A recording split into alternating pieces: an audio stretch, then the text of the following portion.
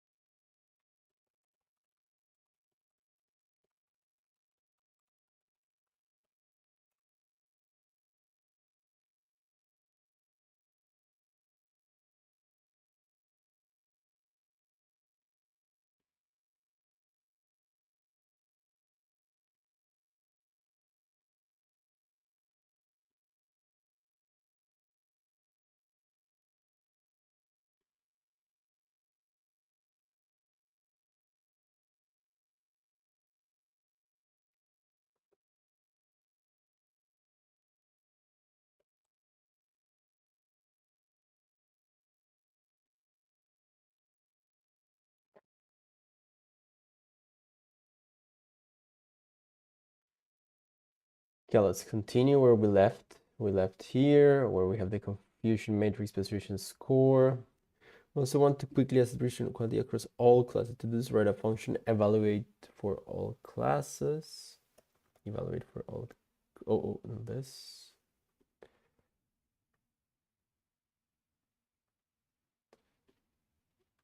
Evaluate for all classes, which is here.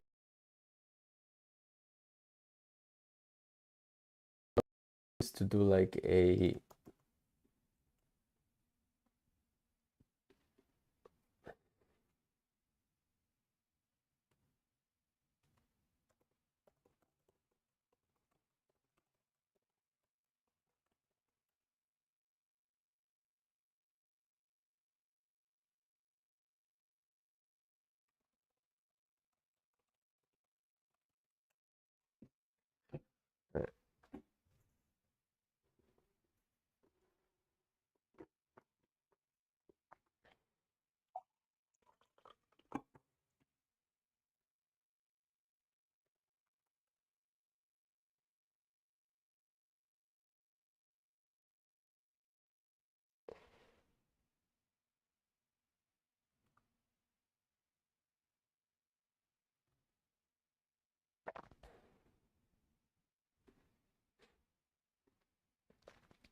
so let's do a checklist of stuff we want to do. Can I do it here? Would be really cool. Or maybe in between text, and then we do a checklist. Would be nice. Do I get checklist? Test. No, not what I want to do. Can I do a checklist or not?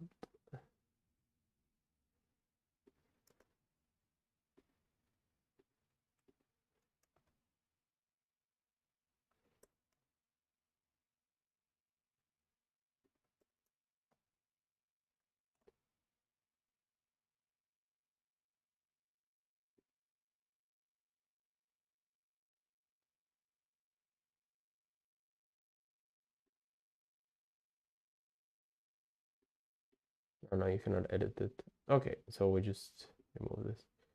Then we do here in text.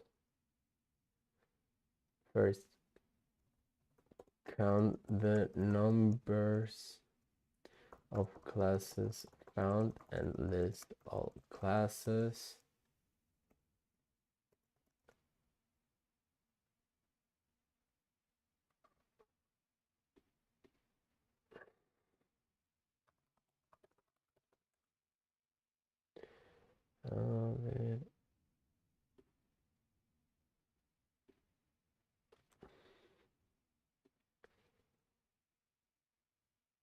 for each class,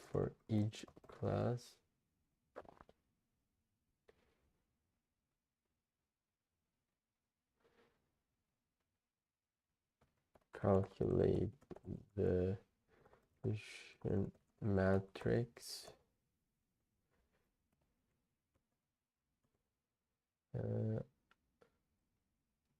sum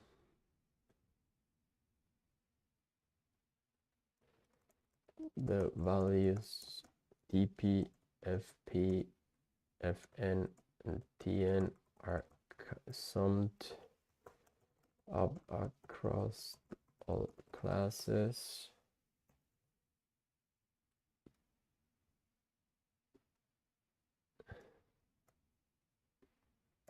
Precision recall are then are calculated again.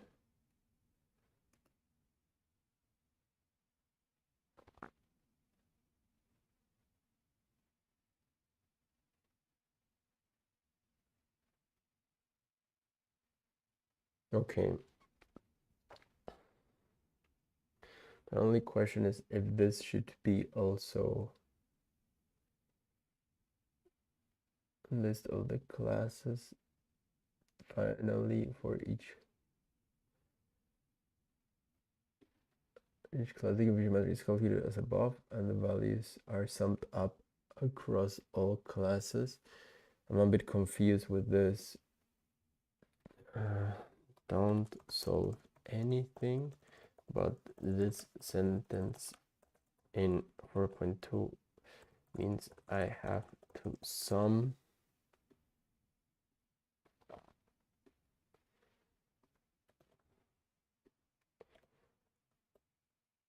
this sentence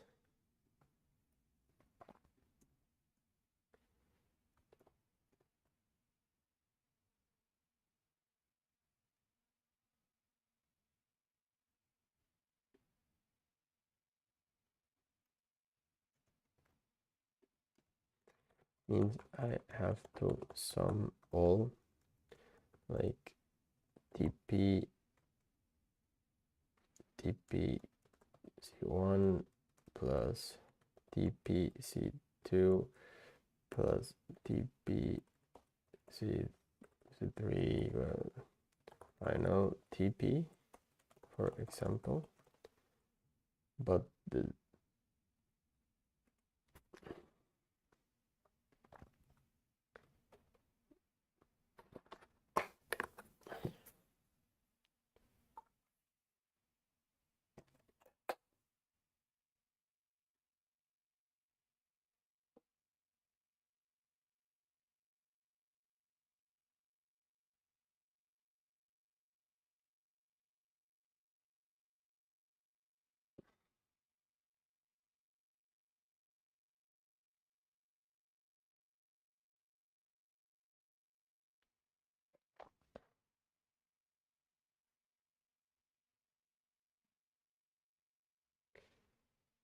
before for calculating precision I used y true, y pred. How would this come with the confusion matrix values?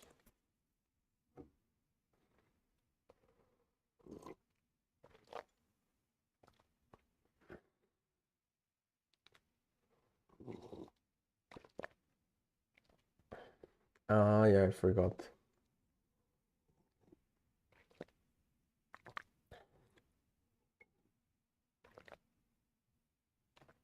Makes sense.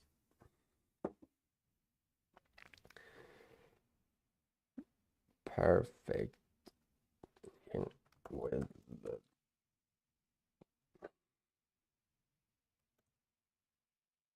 values. Perfect. Thank you. Let's go. So we do print. Count the number of classes found in the list. Let's first with labels df.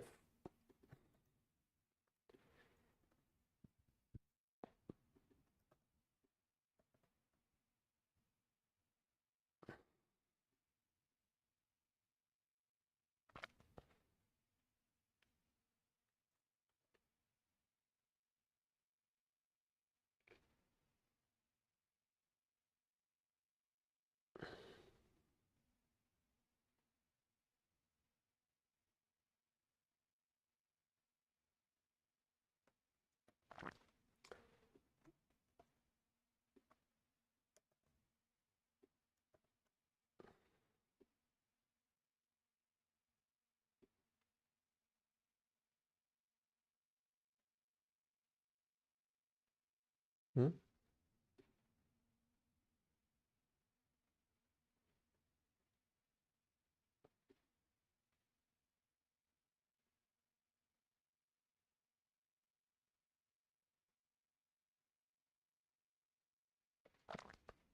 Prediction. Okay.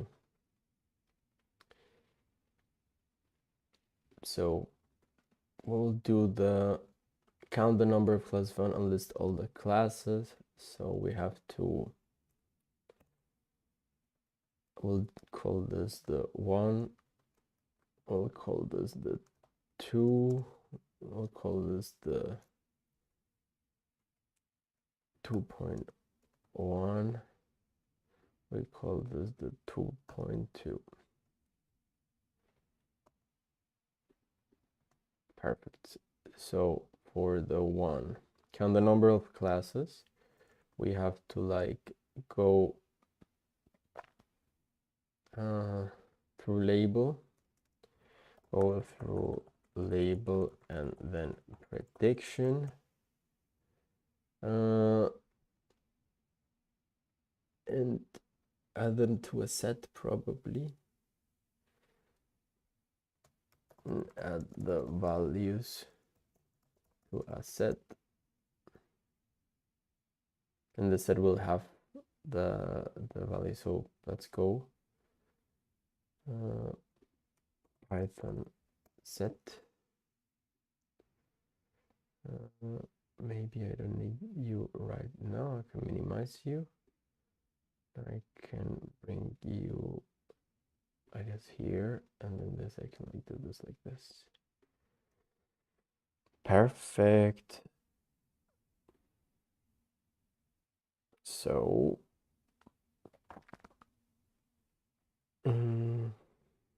let's see.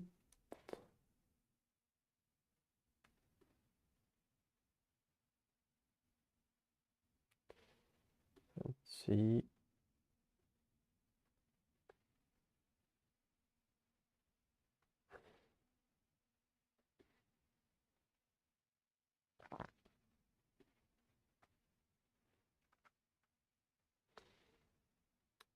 So we do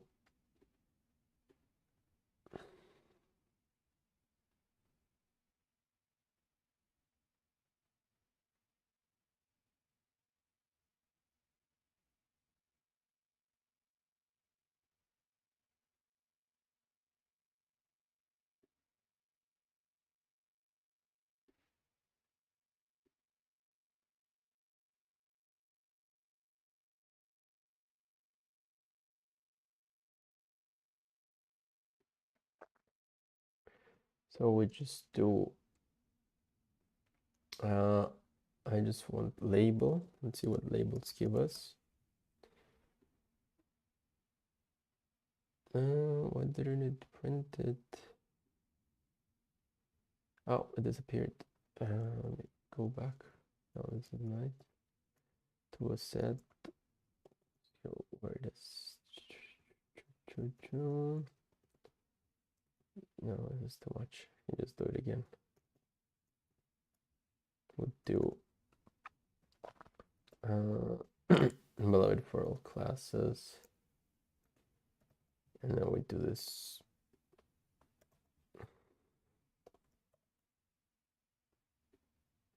Perfect. And then we do here label.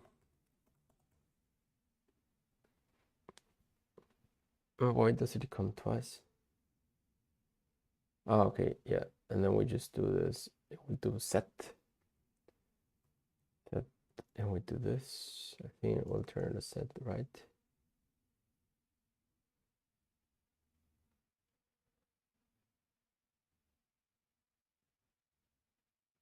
Maybe. Yeah, perfect. That sounds good.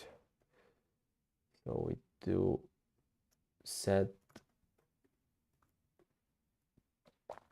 to read an array Python. I think I need the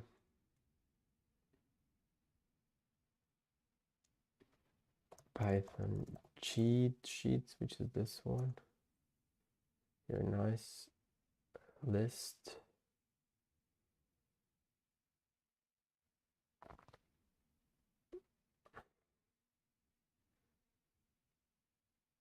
Concatenating is what I need.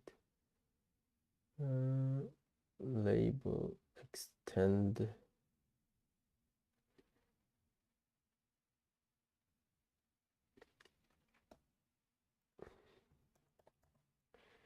Extend, and then we do label, and we know it's gonna be the same answer, but like in case the prediction is different. Prediction.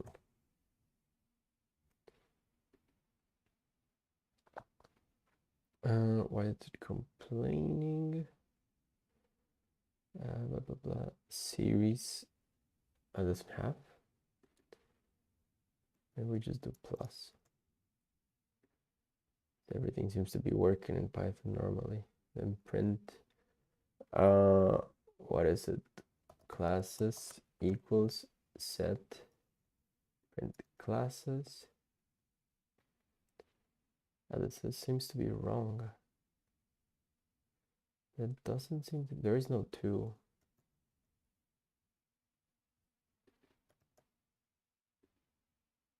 No, there's no two. Ah, is it summing up stuff? Yeah, this is the problem.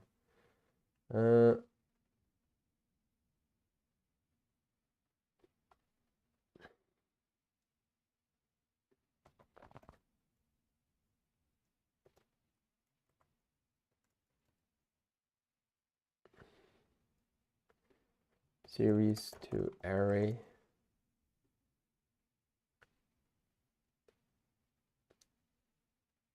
Df values.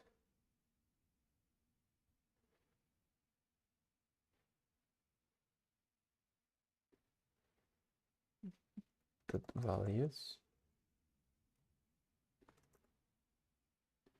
Complain. What if I do this?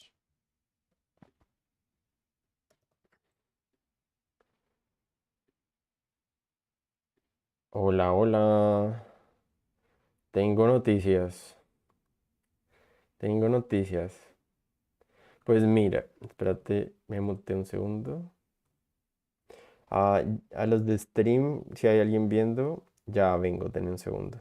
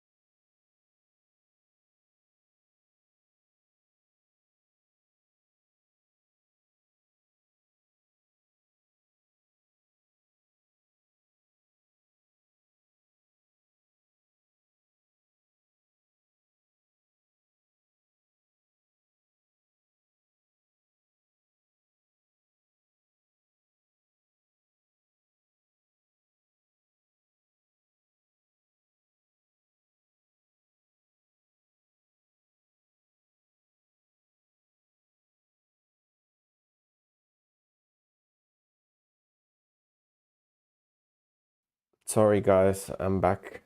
Just had a call with a friend to organize some stuff. Go back to this exercises. Python extend list array. Python numpy.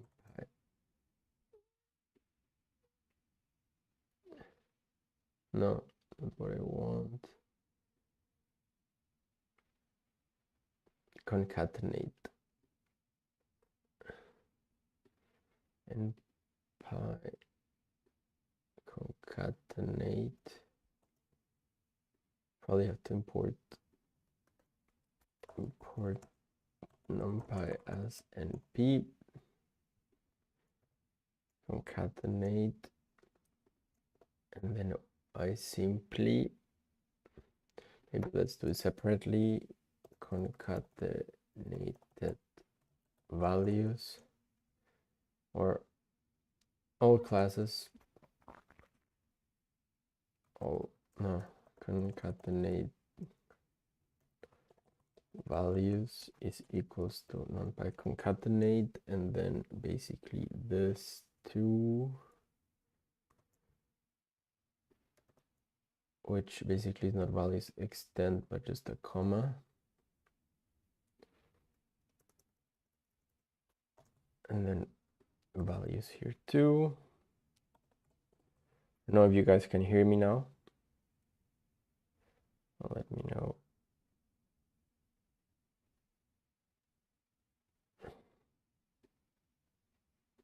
Then where is the problem? And this is just wrong. Classes concatenated values, and it's complaining only integers can be converted to scalar index.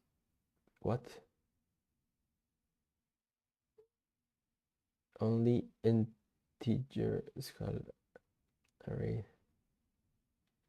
Why is the problem? Like, why is this so hard? I just want to concatenate two arrays. Like, why does it have to be so complicated?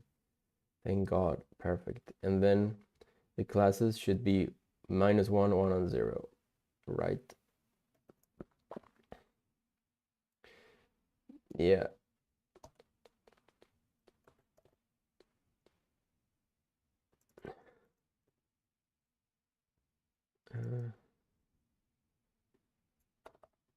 We just don't save the numpy values. Only linked one to Python scholars. Sorry. Set that, and but this is, I'm so dumb. This is not numpy, right? Is this?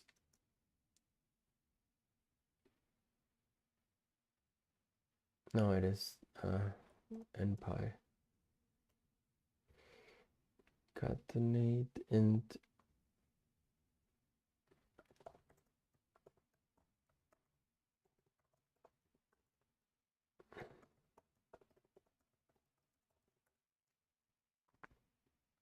Okay, at this point, I think what helps will be to have this on the side. And then I'll close this one here, and let's just, I'll do I.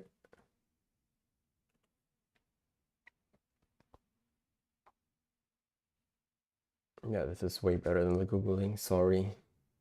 Stack Overflow. And to list.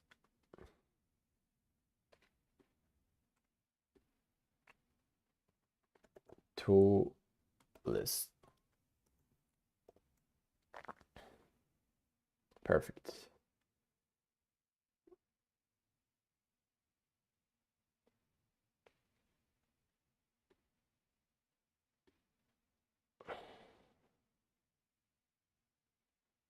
Let's just go. And then, okay, we have this. This is count and print the classes. Hello, Obito Uchiha. How are you? Welcome to the stream.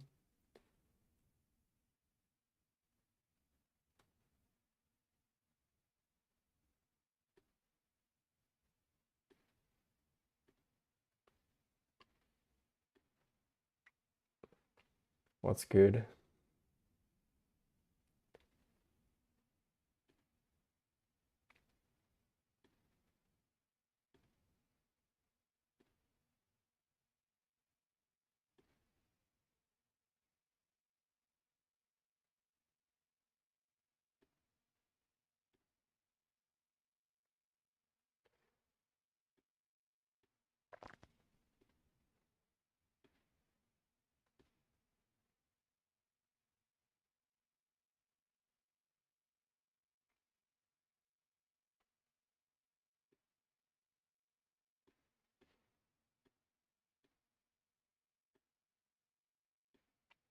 Nice. How are you doing? All good?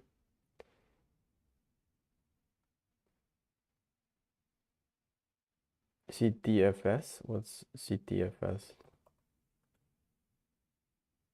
What's CTFS? Sorry, I don't know.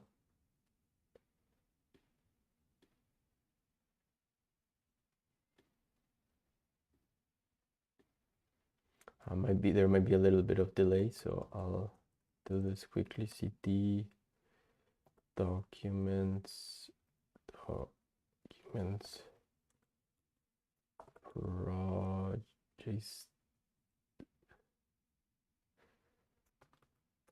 stream plot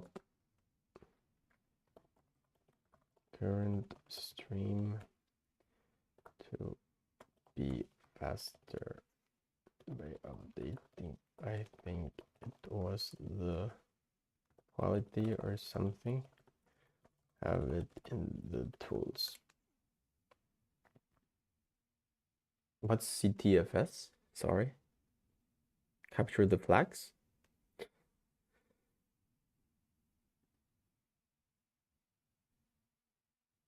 No problem. It's like practicing for cybersecurity. No. I don't know where it is. Yeah. No, never done it before. Are you good at that?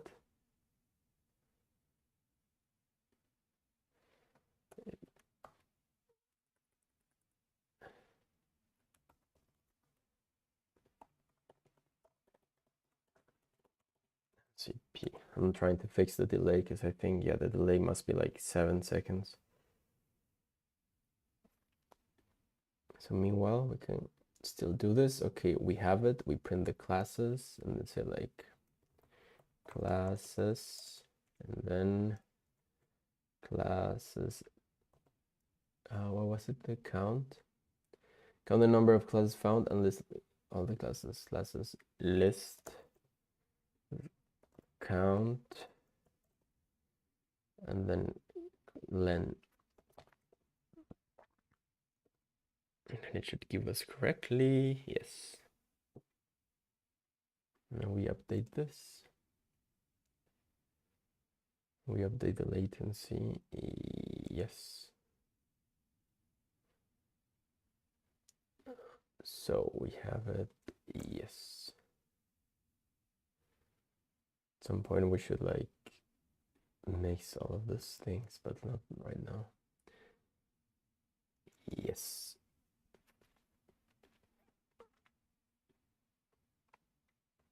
Perfect.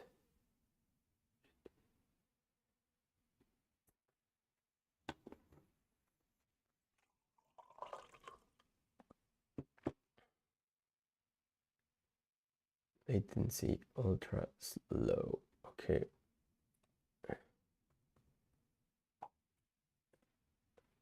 Resume.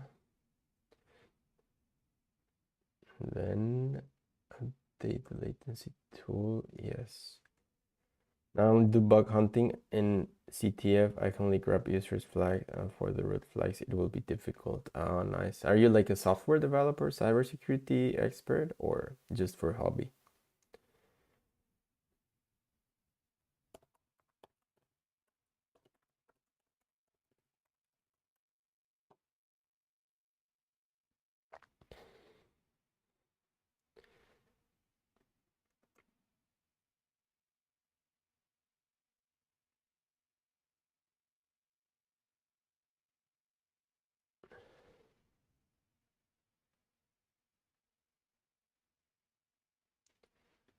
No.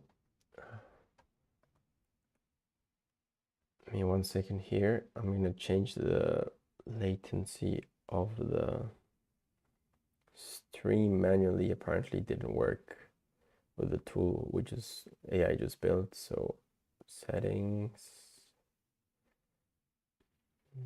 what is it?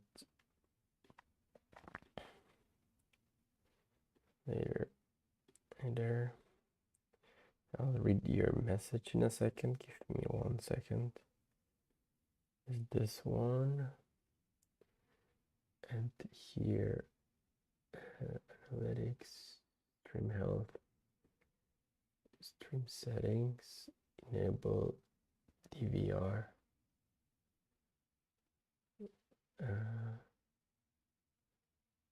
It's DVR.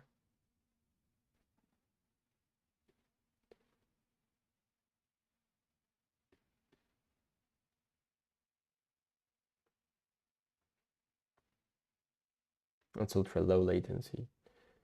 Let's see how many seconds it is. 1, 2, 3. Ah, it's not that late. Okay, no, let's just enable DVR. Yeah, perfect. I thought there was more latency. Hello, Hustler Lifestyle. Welcome to the stream. So now we focus here. Sorry, this is where I keep my chat. Now let's just focus on the exercise that we could ignore. This didn't work. And then we continue. Yes, we did the first part. Can we list all the classes? For each class, calculate the confusion matrix. So we can do for class in enumerate classes, Yes, I've been a developer though for 5 years, but I never finished my degree, so now I'm finishing it. And this is basically my last module, which is machine learning. For each class value, let's put it in enumerate. Nice. And you, what brings you to the stream? Hustler Lifestyle.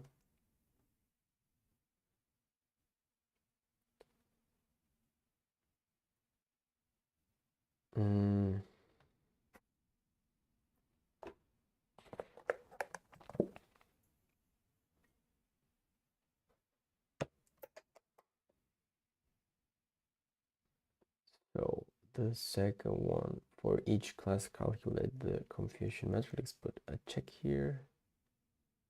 We know it's done. The 2. You cover the whole thing. Great, bro. I'm in final year and I'm a mechanical engineer student. Oh, nice. Obituchi, that sounds very cool. Yeah, let's go. Let's finish our things. No, I mainly do the streams to actually help me focus, because if I have to do them kind of like alone, then I don't focus so well. But when I do streams, it helps me to like get into the zone. Ah, that's cool. YouTube recommendations. Cool. YouTube recommended you a very small channel. That's very nice. We have this. Firstly, calculate the confusion matrix. So we have our sum opt across all classes. So we have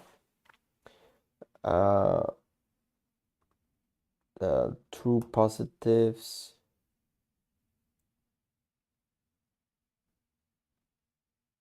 true positive.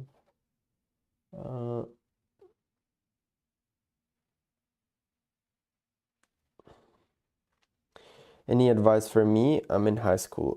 Oh, yeah, what are you interested to, or which kind of advice would you like to have? Like live, anything I can help. Just learn and practice. Yeah. Yeah, it's basically that I actually. Confusion matrix, can values be negative? No, values cannot be negative. The developed concepts are called our labels compared to machines since they represent. Perfect.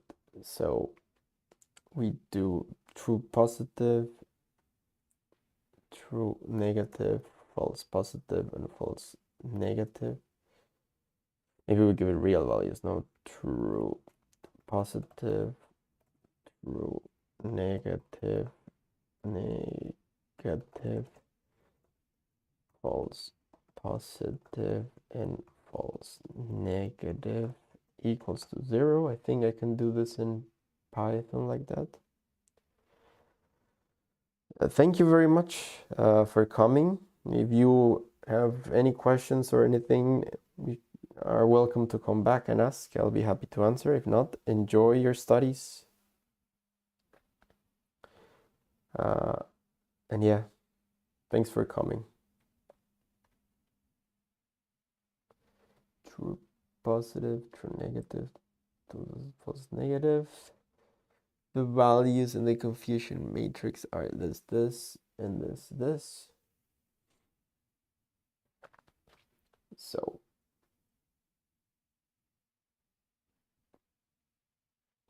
we do. No, I don't have a girlfriend. No. Why?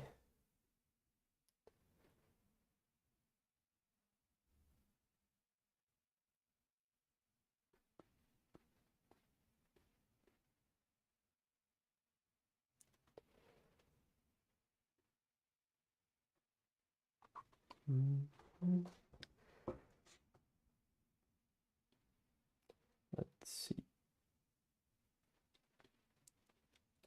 So we go through all of them and calculate the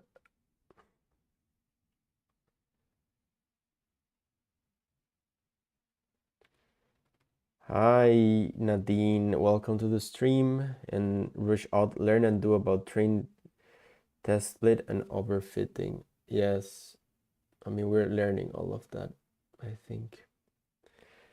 Just asking. No, I don't have a girlfriend. Nope. Do you have a girlfriend? Something to ask. Let's see. Let me focus. We have the confusion matrix here, which will calculate like this.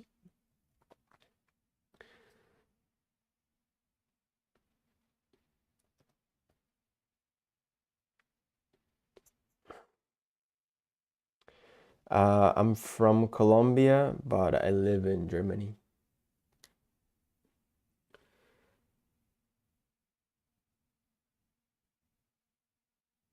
So evaluate for one class. I think we could reuse this. I don't know if we need the precision score, but we could reuse this function and then do like return CM. And then we just get it here, which maybe are some of them are calculated again. Maybe I want to ask AI if I could just simply sum the results of this one, if that would work. Sum, probably right, but let's see. Not what I want to do. How do I get AI? Yeah. Precision, and then calculate again. Is it possible to get them individually for each class and then sum? it up or not ideal.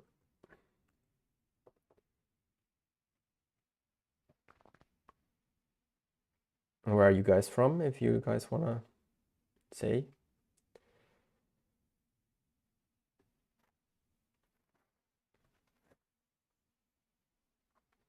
It's well very simply some of the syndicates across the general standard practice include study typical micro average. Then you take the class and then calculate these metrics their graded totals. Yes, I think that's what I'm gonna do basically. Just want to cheat it and make it faster, but let's see. Let's do this. Evaluate it for one class. Maybe we hide this print.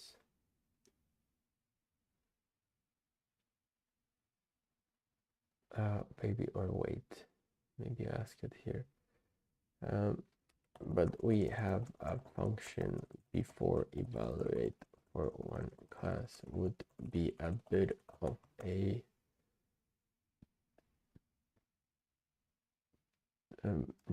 miss not to use it. No, don't code anything, just explain. The cool thing, I can just have Gemini try to explain me, but the problem is that it goes very quickly into solving the exercises, which kind of defeats the idea. You're absolutely right. Okay, when it's answering this is probably wrong. Iterate through each class unique classes. Yeah, evaluate for one class. Then you would extract this instead of printing the metrics. You would actually accumulate this, sum up values across the class and true positive. These are the values to calculate that you aggregate. Perfect. That sounds very nice. So we can do it. There's no easy way of calculating the other ones, apparently. I work as a developer in a company where we have a web app, but it's private. I cannot show. But I have some projects that I do on my GitHub.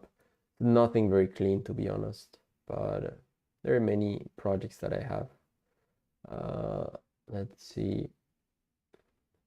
This one is one that I use with Twitch, is a web app and connects to my Twitch stream. And basically what it does is that I have a bot that I created and it connects to that bot, and then you can add tasks to the stream. So that's maybe the last one I did. This one is just animations I wanted to create. This one is a mixed reality psychedelics thing where I tried using the MetaQuest to create like psychedelic experiences, and it's also hosted on the web. It's not super clean. Most of the things I don't clean it because it's not really, I already have a job, so it's not really for showing. It's just for like learning. So like with the MetaQuest, you just put like, for example, shroom, and then in the MetaQuest you see this, and then you would see like the effect. And yeah, I have a couple of more, but it's all, as I said, more for my learnings instead of for showing, because I really don't have the time with working as well.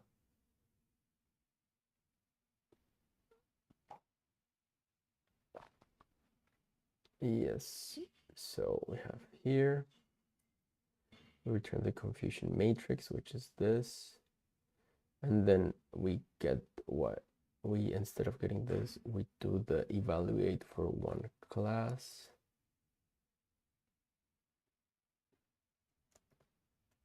Then we do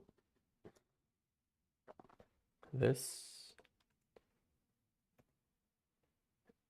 and the other one is the class value. Then we would get, with that we get the confusion matrix of the class, and then we add, I think,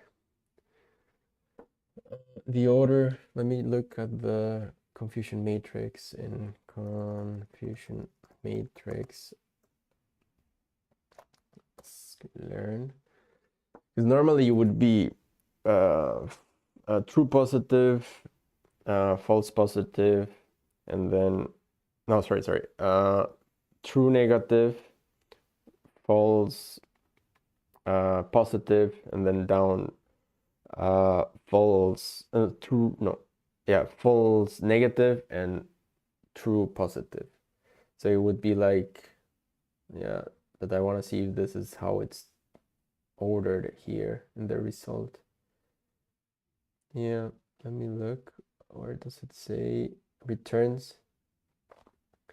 Compose the class number to label in each class. That's not telling me.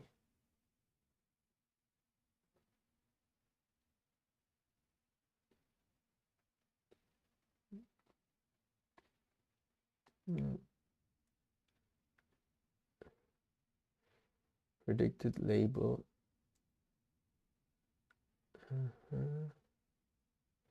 Yeah, exactly. The false, the true, and then false. Ah, this is the true label, and this is, yeah, false, false negative, and this is the false positive. Perfect.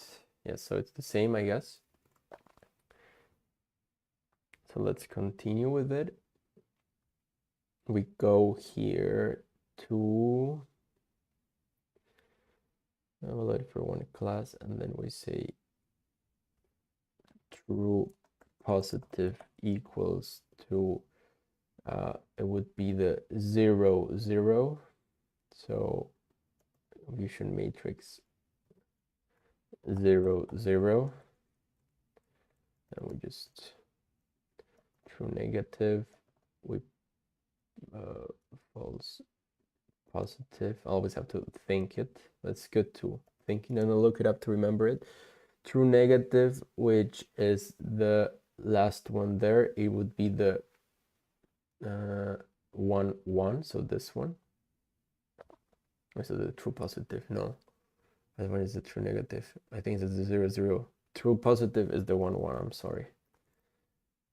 And negative the 0, 0. Maybe I need a picture, but no, I want to memorize it. 0, 0 is the true negative. False positive is the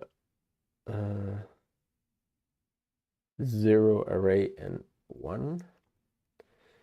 I'll just run it through AI to see if it's right. And the false negative would be the second array in the 0 position. Maybe I'll just check it quickly before I make mistakes there. No, stop. Don't calculate anything. Is this correct?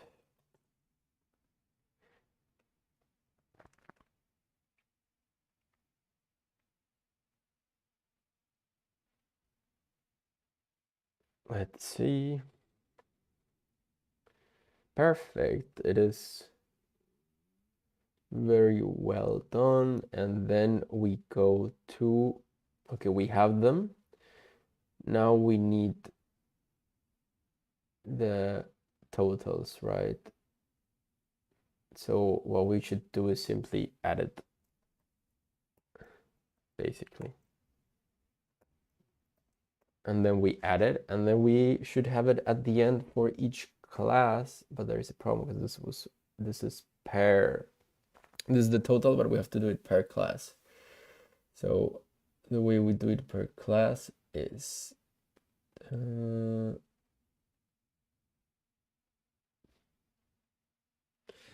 let's just have to the array,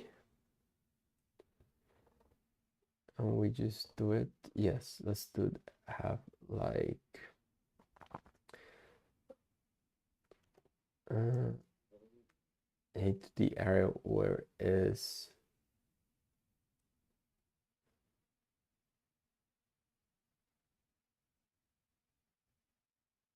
we would have confusion matrix per class equals to this, and this will contain the two confusion matrix, and then we have here okay, so if we have this, we really don't need this, to be honest. I know we do. We get the confusion matrix per class values are summed up across, no, the values are summed up across all classes. This is important.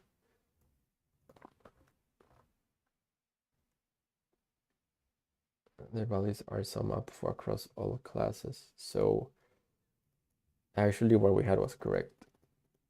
We have this, and because they're summed up across all classes, and we get them.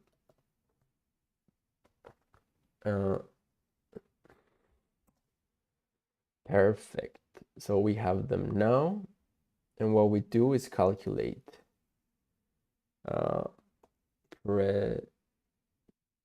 precision score equals to, precision score is equal to what? Let's see if I can remember it.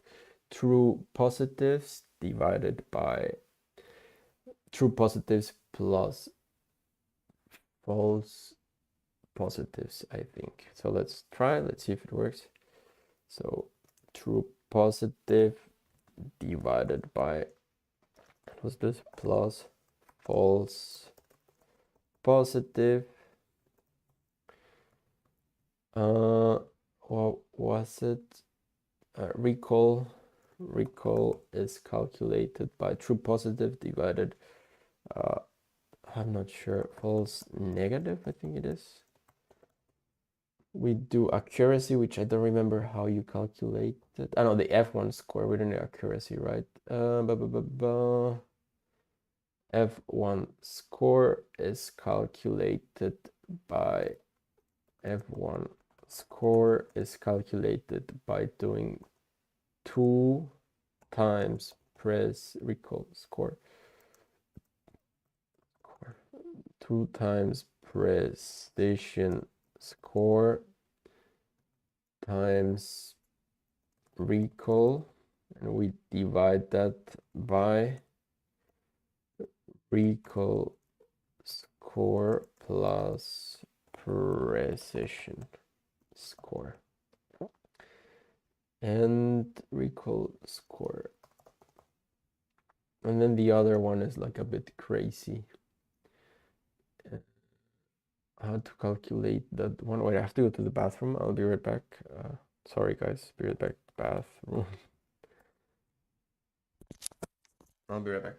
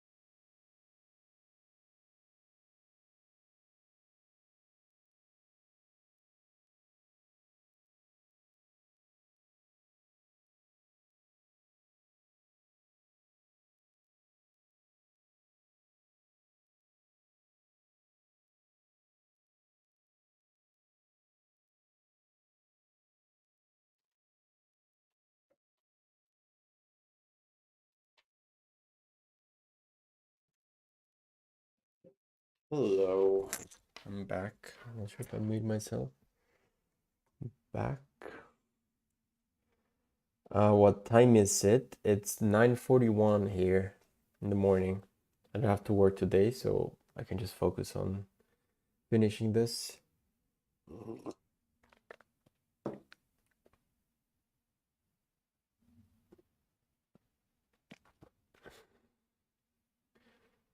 And then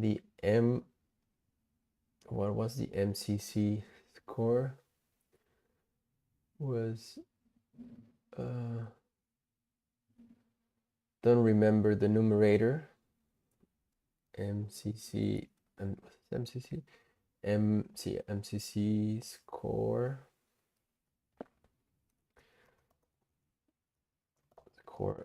equals to MCC numerator. Let's just leave it to 0 1 second.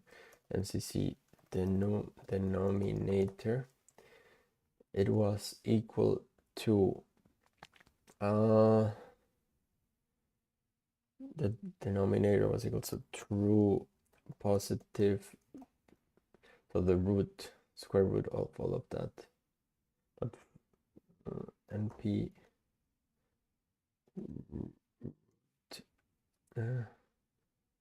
not math, sorry, math dot root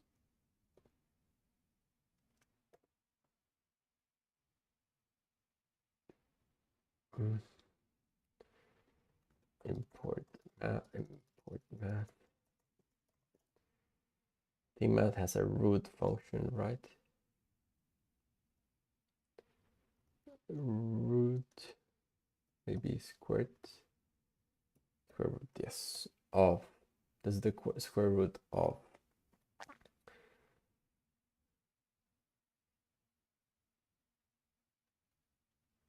Oh, I don't remember. And I think it was true positive times or plus. I think it was true positive plus false positive times true positive times false negative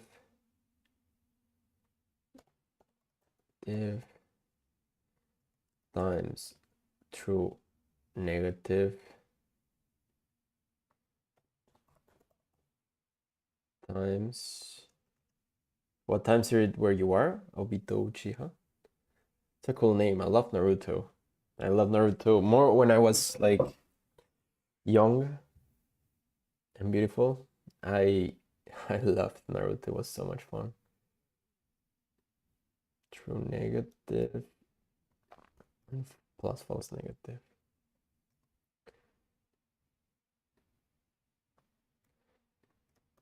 False negative. MCC score. How is it calculated? Let's see. First it was Hinata when I was very young. I kind of felt a bit similar to Hinata, so I felt I liked Hinata a lot, and I also liked the fight of Neji and Hinata in Naruto at the beginning. And when I play the games, I always play Hinata. Let me see if there is someone I find. I liked Ino too, but I liked Ino in the war more. I don't like Sakura, sadly. Not my favorite character there.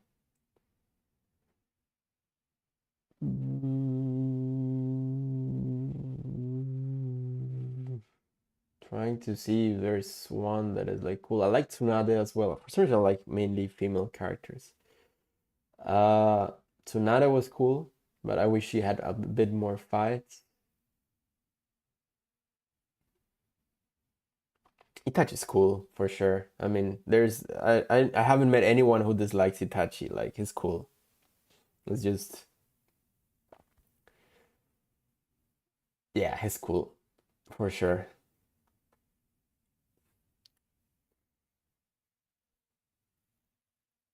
You going for gallons of milk? What do you mean?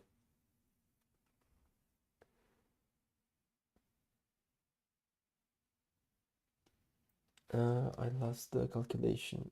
Okay, this was right. And is true positive times true negative multiplier. Okay, and that's the numerator. Ignore that. Maybe you were writing that someone else. True pos TPTN FPFN minus, right? Yeah. True positive times true negative minus false positive times false negative.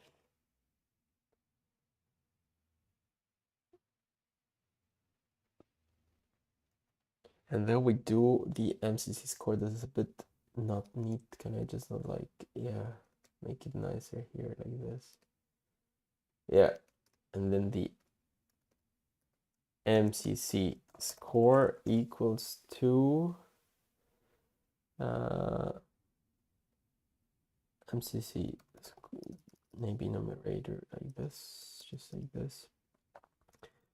MCC numerator divided by MCC denominator.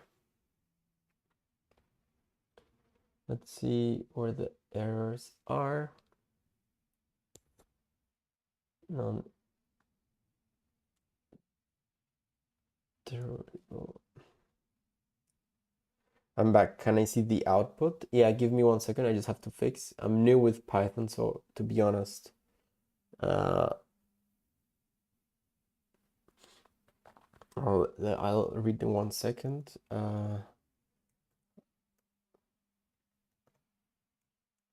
How can I in Python set multiple variables to the same value? Let's see, how is it? Okay, let me read. I'm back. Welcome back, Nadine. How can I be a developer? I don't know anything about coding. Just start coding. No, Nadine, I'm a web app developer. I've been working as a developer for 5 years. I just have to do this course, and I've never done Python before, so I'm like learning on the go. Obito, but I do web applications. If you want to learn how to code, just do a coding course. It depends on what you want to be, what kind of developer you want to be. But like when I learned like 8 years ago, it was like this course that now I saw the course is for Python. Before it was for Java. But now they have it for Python. When I did it, the Java one, this was a really nice course. Like it taught you the basics, and you could just like do them and learn a lot. You can call me N, Nadine Amer. You can't pronounce my name. It's an Arabic name. I'm sorry, N. I'll call you N. Yes. Yes. So this course, I'll send it in the chat. Is really good. I mean, at least the one that I did for Java, and I would assume that it's also very good, the one for Python, and it's 2025, so it's very, very updated. So I would just do it. They teach you from the basics, from zero programming experience to like be advanced and algorithms and data structures. And they give you, the cool part is that they give you cool exercises you have to solve, and try not to use too much AI. I guess just for like the way I use AI normally, for like the same way you would use Stack Overflow, just to like, oh, is this, for example, here, how do I set multiple variables in Python? Then it teaches you, and then that's easy, but like not to solve the issue. And yeah, just start there. I'm broke. It's free. The course should be completely free, if I remember. You don't have to pay anything. Why do you want to make games on Python? And like, if you're learning, if you depends, I mean, you're learning Python through games, makes sense. But if you want to learn how to do games, I would say there are better languages to learn to make games. Like Python is not a language to make games. Of course, you can make games there the same way you can make games in any language. But like the languages to make games are basically C# with Unity, for example. That's like the normal one. So like you do Unity to make games, and then you would have to write in C#, and then you would just start there. That's if you want to become a game developer.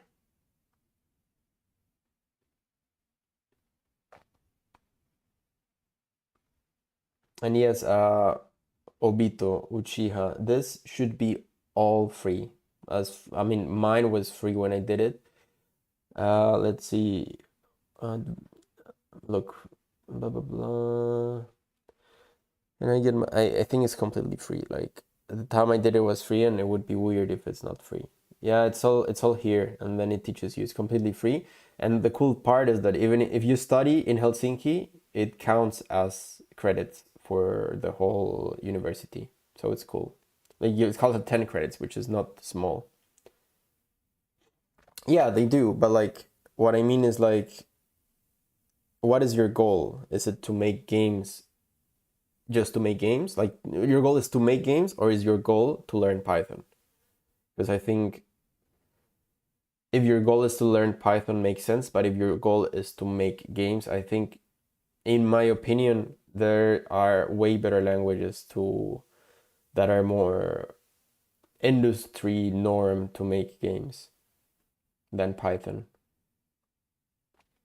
which would be in this case C# with Unity, which would be like the freest, and maybe not the freest, but the normal one.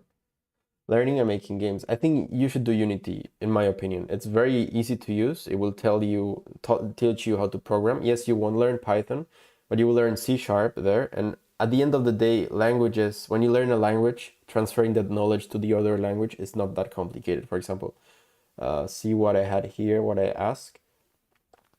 I don't know how to write this, but you really don't really need to know how to write it. You just have to know that there probably is a way to set multiple variables to the same value, and then yeah, it's just that every language writes it differently. But like at the end of the day, languages are very similar. So when you know one language, bridging to the other language is very easy.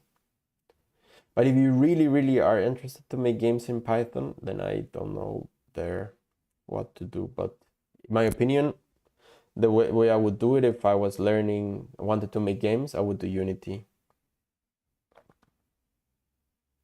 Yeah, Obito wants to learn Python. Yeah, if you, Obito, want to learn Python, just do this course. This course, they do very well courses. Like when I did mine, it was in Java and this same thing years ago. Now it's a Python, really good. Just do it, go through it. It might take you weeks to months, but like it will teach you Python basics. It will probably teach you way more than I know in Python right now because I just started a couple days ago. Also JavaScript. Yeah, yeah. I'm good with, that's what I normally code in TypeScript, React. And TypeScript is just a subset of JavaScript. Let's see if this works. Now, I'm a bit unsure if I first have to define the variables, but like hopefully not. I think Python is always very, very friendly with people. Yeah, it is. Perfect. So we just get the last stuff, and yes, the calculate precision then are calculated with the CM values, and then let's just print all of this. Print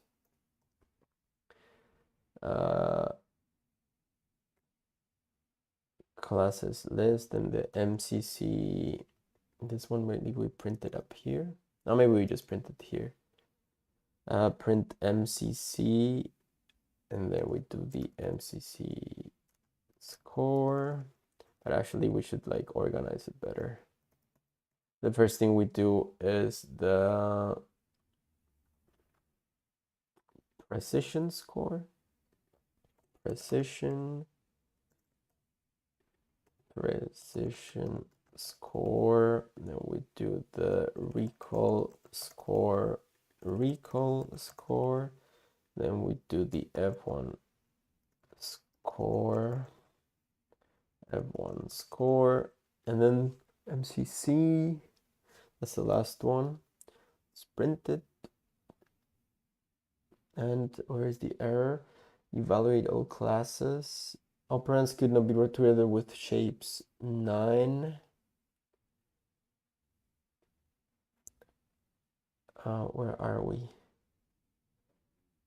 Operands can be broadcasted. But I don't have that evaluate standard. Where is it? Show with label values. Labels df. I passed it, yes. On class value. Would be nice to know where the issue is. Okay, I sadly don't have the time to think it so much through, so I'll just do the easy way. What's the error? Tell me, don't fix it. Let's see.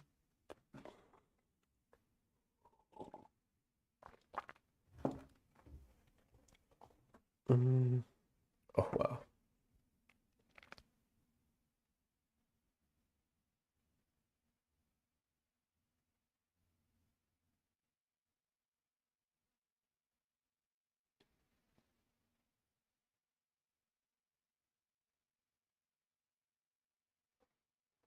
When evaluated for one class receives this tuple selected class line, attempts to compare each element series, which has one element per row, with the tuple selected classes B. Huh?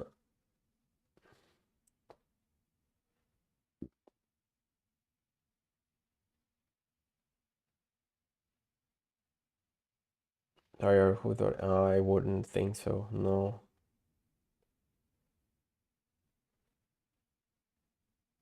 I mean, I get it that they might be like that, but I think at the end of the day, if you, I mean, you can do whatever you want. It's just uh, a solution. But yeah, some games can be done completely from scratch, and that's fine. But I think in this day and age, it's way easier for, like, at least if you're just one person, to not do everything from scratch, but like know the basics, know how things work, and then use the tools you have next to you.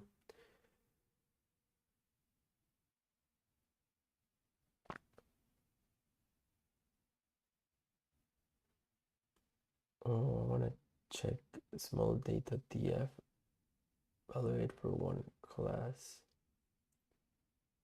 value, but it's here. What happens if I do -1? Will this crash? What about 0? No, it's here. It should work. 0. It works. So why is it complaining? Selected class when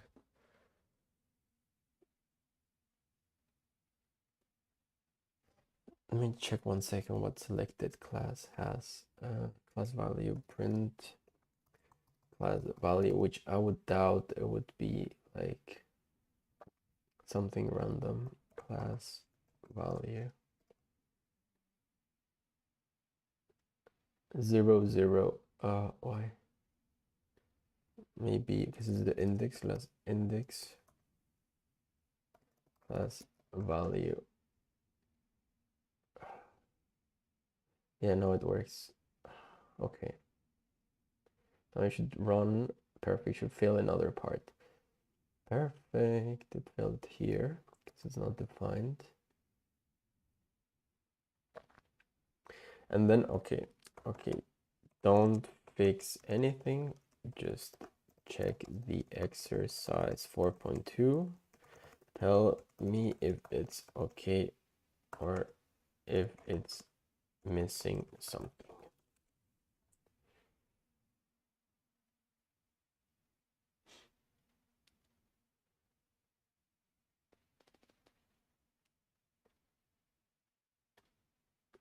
Let's see.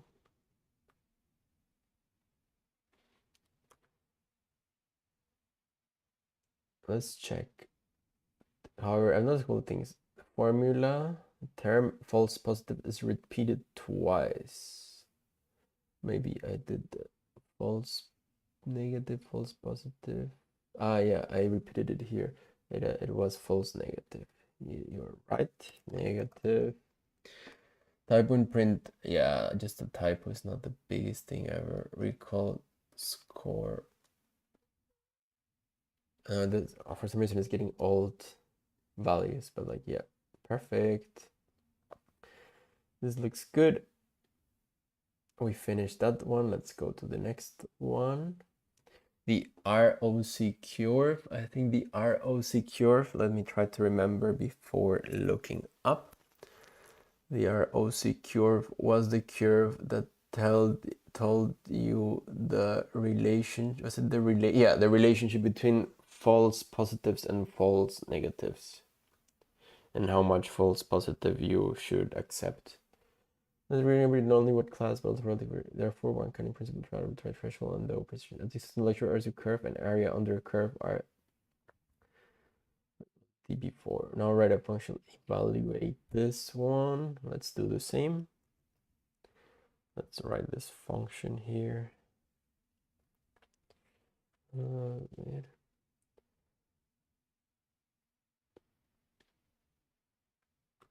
We write this function here, so definition.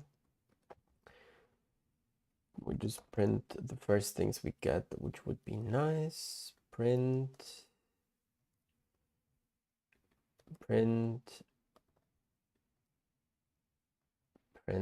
just so we see what we're working with.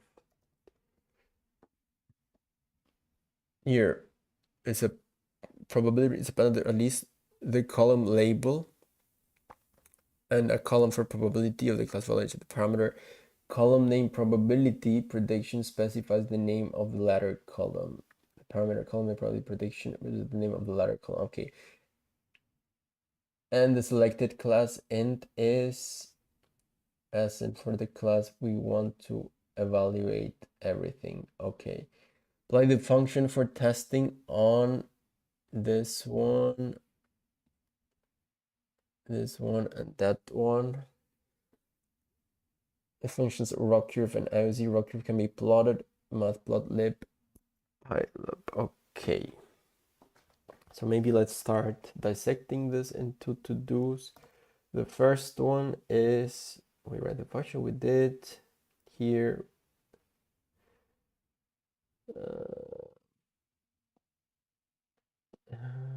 Apply the function for, okay, there's not really much to do. We just get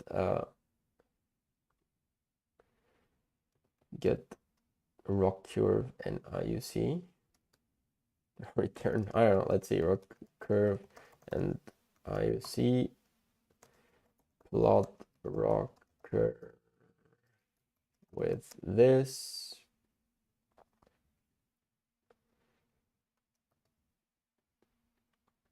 With this, and C-line metrics with this. Perfect. We have basically the requirements. Maybe this could be 2.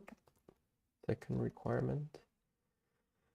And then let's start. It says that it is evaluate rock AUC. AUC was the discrimination of the difference between, what was it? Discriminates between false positive and false negative. I'll have to see them again. I'm a bit unsure what they were now.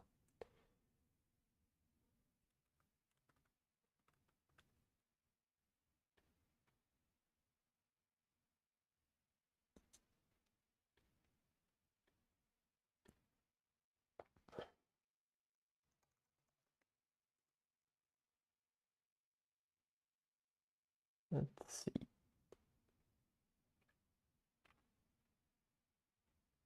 So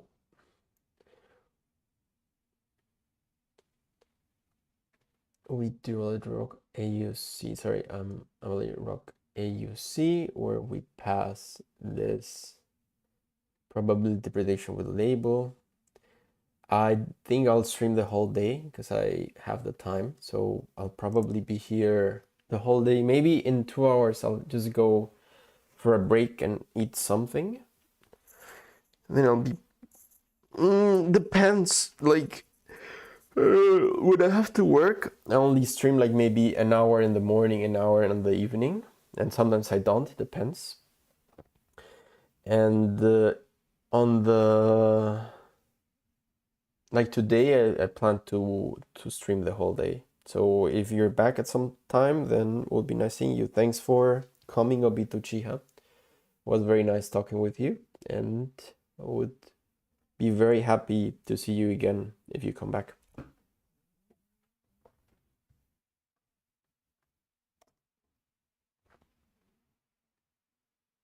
Let's see, this one here. The second one selected +1. You too. Hearts to you too.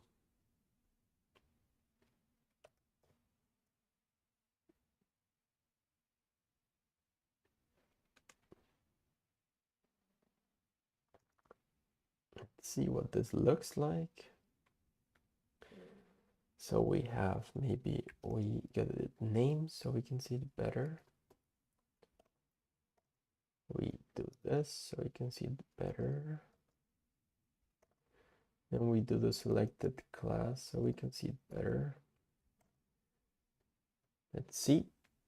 So probably reach the, but this is print. Maybe it just gets weird when I do it. But anyway, it's fine. The prediction probability is the prediction per row, seems like it. And the class is 1, so is the prediction for that class 1. Perfect. So hello, DB. How are you? Nice seeing you here.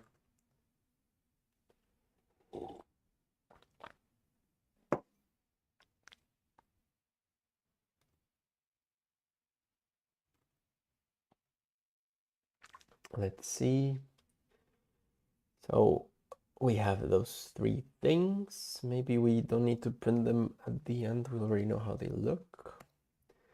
So yes, so we need to get the ROC cure for learn metrics. I would like to know how people pronounce that. ROC cure. True score, Y score, post label, drop. Perfect. So prediction, and what is the probability used for? It's the name. No. Predicted probability for 1. It's funny. It is very funny. Column name, probability prediction. It should be just a string. No. No, yes. For some reason, this is like another column here.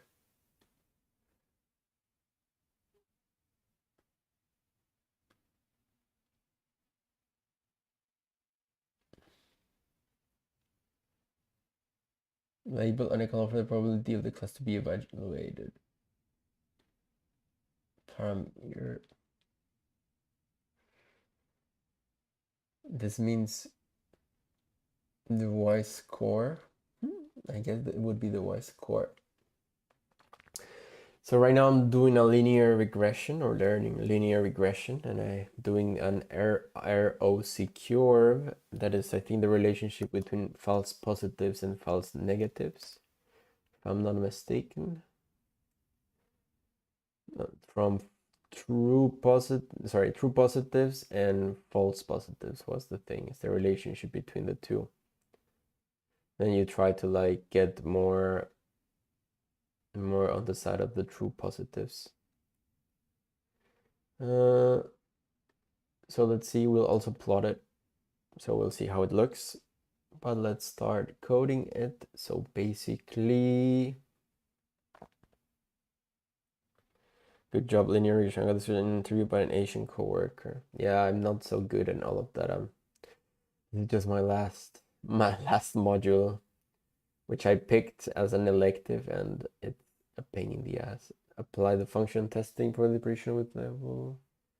So we come here and we do this. That's what I want to find. Rock curve equals to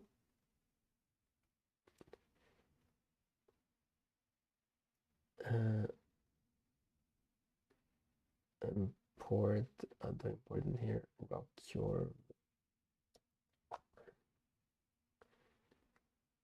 Let's see. Just click that. Yeah, exactly. Import from, sorry, rock curve from, does it work like this? No, how do you import here in Python? Where is it? From is the other way around. Python trying to do things the other way. Rock curve. Now it should work, right? Yes. So rock curve score equals to rock curve, and then we have the y prediction, which is equals to this one on label, and then we have the y true, sorry, y true,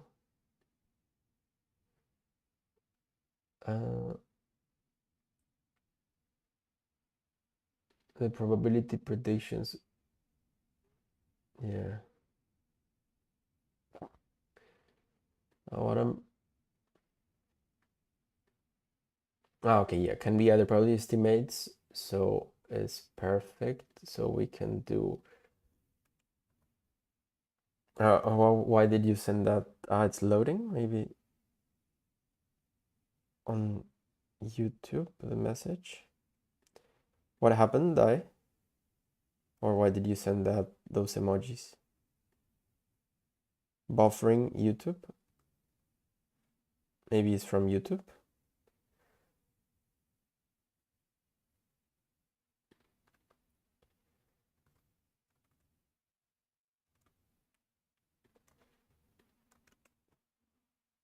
Let me check what it's my viewer channel.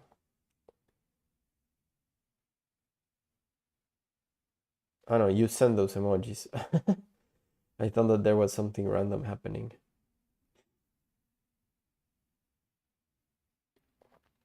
All good, don't worry, Day. Thanks for liking and coming to the stream.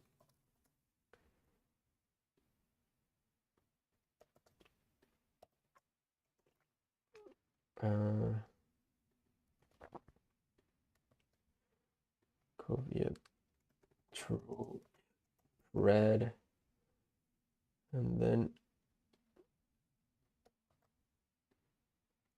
how can I plot a rock curve? I got in learn metrics using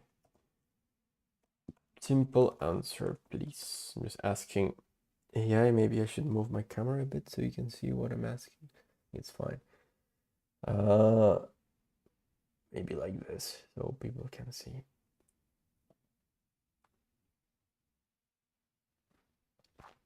Your curve predictions display plot or manually plot FPR TPR. Okay, the false positive rates and true positive rates, and maybe it gives something more, and then we plot this. Okay, this is more normal. FPR TPR Oh, no, sorry. Yeah, FPR, TPR, and this. And then we remove the score and we just do this and we get the values and then we can plot them. Oh, who did you ban? Why did you ban him? Was he saying something weird? Was it, was probably, yeah, thank you. Yes, those spammers all the time. Yeah, thank you. That they plot FPR, TPR, and then plot show. Yay, should show now. Why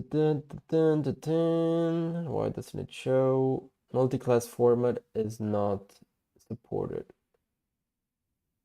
Be a true selected class. Yeah, I need the selected class. So, how did I do it before? The first, for one class. Like this. I have to copy as well. I should copy. If not, this just becomes a problem.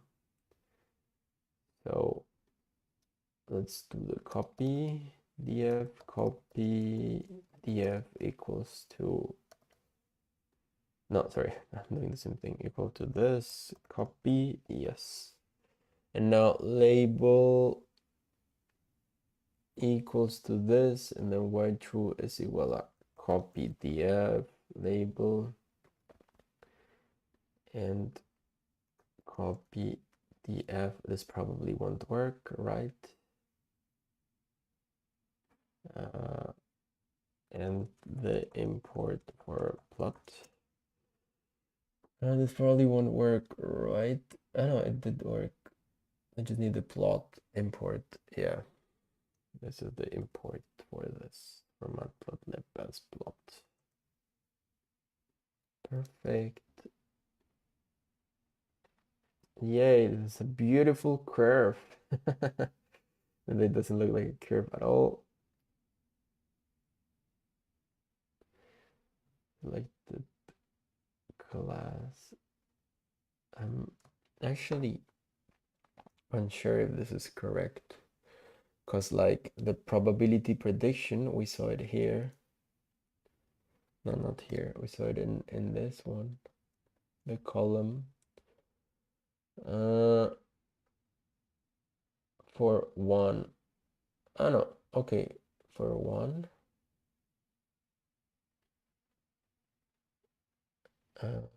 Yeah. Prediction for one. Exactly. The column name probability prediction, we actually have to filter it by 1, 2. So how do we filter multiple data frames? Because like if we print the print, yeah, if we print the copy df,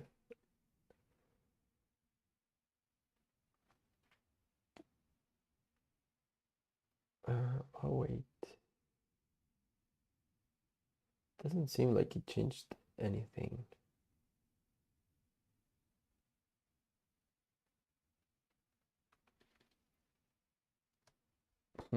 Doesn't seem like it changed anything. Looks wrong.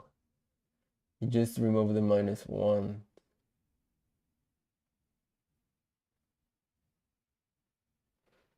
Label. Let me just remove this print here so to not make noise. Label 0 or 1. No. Selected class is 1 though. Why is it not doing that? Why is this not removing the rows that are not 1? Selected class is 1.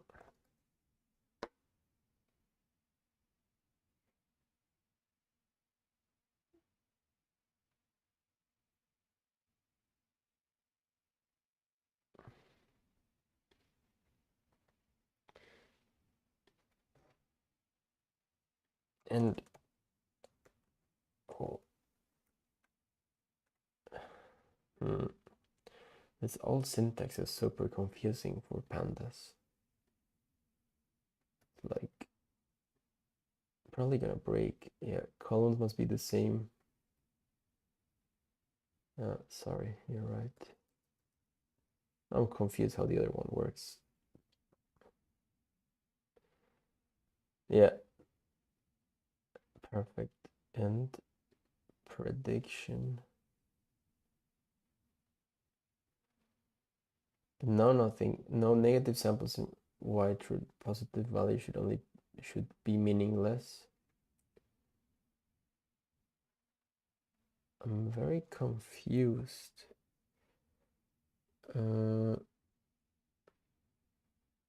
In y true positive values might be meaningless. Why is this showing up? Why is this showing up? What is wrong in my exercise? Which one is this? The 4.3.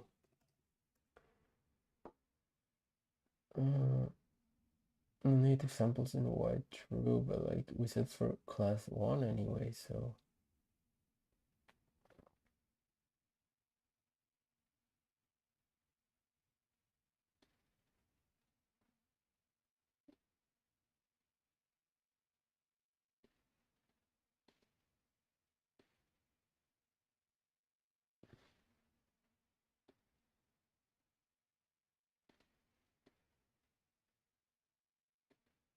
But then what is the point of having the selected class?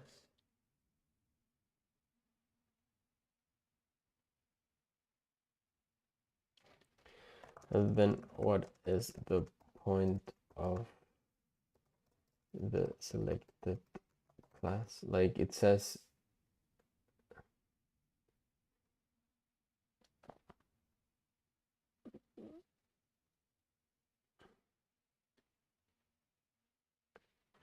this and selected class, the class from which one to evaluate everything. Like this.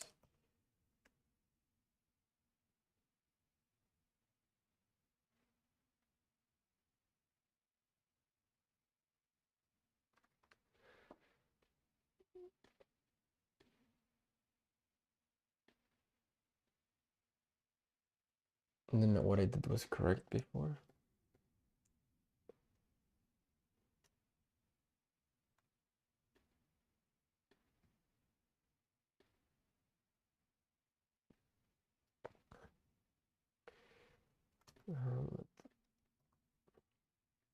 Check the changes. Is this correct now?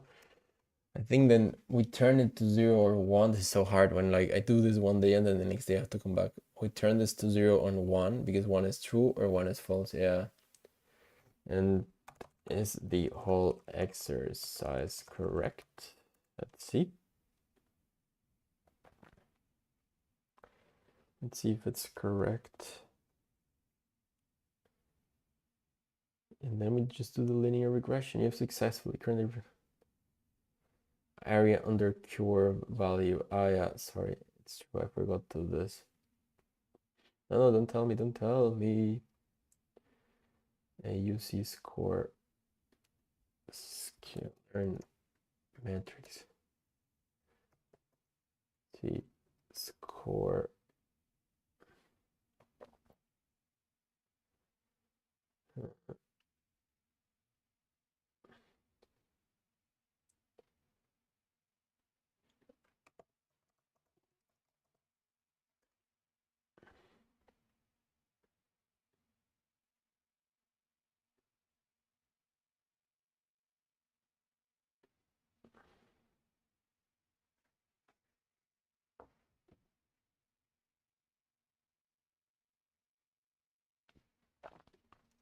Okay.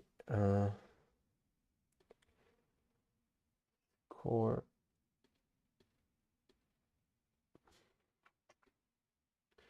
Let's remove this.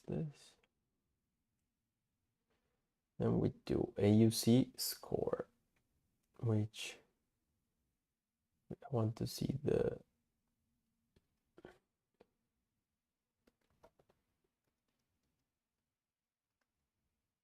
AUC score, blah, blah. We just do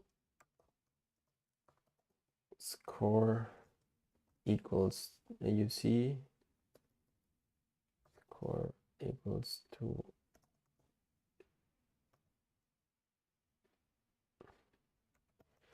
C y y true y red print AUC score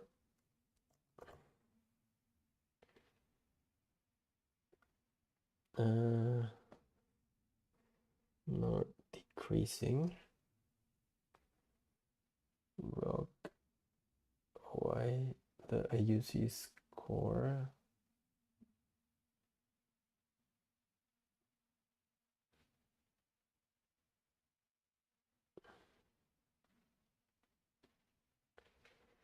I'll leave the class with the greater label.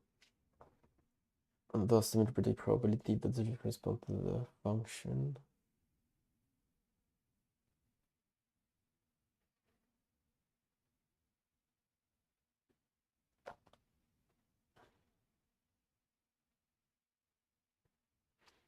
F Pierre the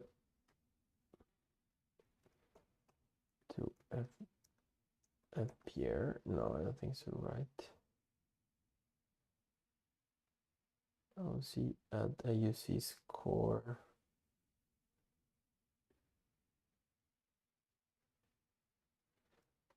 AUC at, why is it returning a function? Rook, is this, I have it wrong. And the word AUC, no, but this is not the right one. AUC. Area under the curve, area like shape, x coordinates, y coordinates. And then we get area under the curve. So I'm calling this, let's save, let's come here. Why should it return the function? Print. Why is AUC returning a function? Did I import it correctly? Yeah. Ah, Dios, I'm like sleepy now. AUC score. Yeah, perfect. Now let's do the linear regression and then logistic regression. Then we finish this one. Then we go to the next one. I take a chill after this one, but let's finish it. Yeah.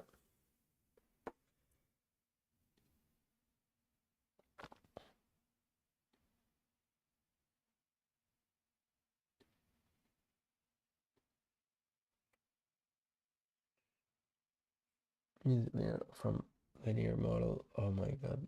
B is the parameter running true. One hot encoding.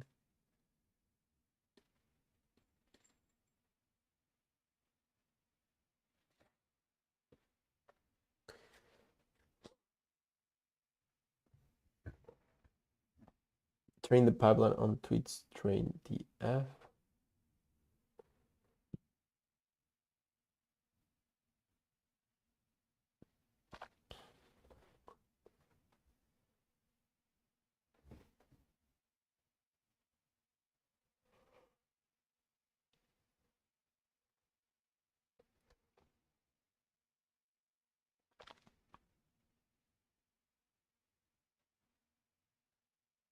Count vectorizer, so I think it's at the beginning we have all of that.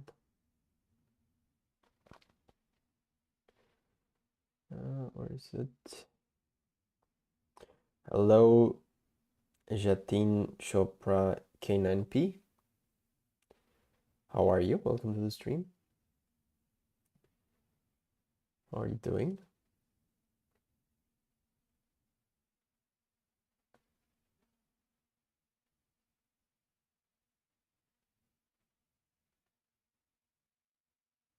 Do we have count?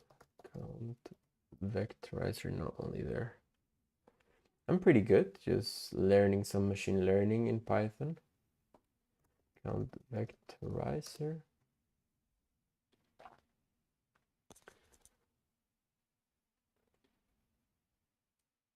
Ready to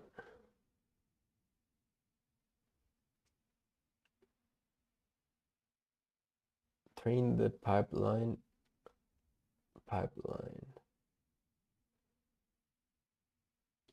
So let's do this part. Very cool. Me too. I'm doing bachelor's as well in computer science, and this is my last module.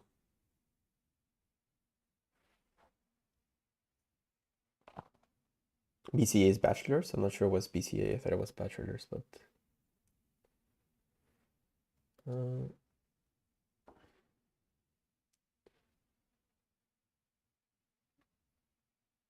well, it's my first time doing it, and I would say yes, it's a bit dry. But I think it's like everything. When you do exercises, then it becomes easier. So it's both sides, I would say.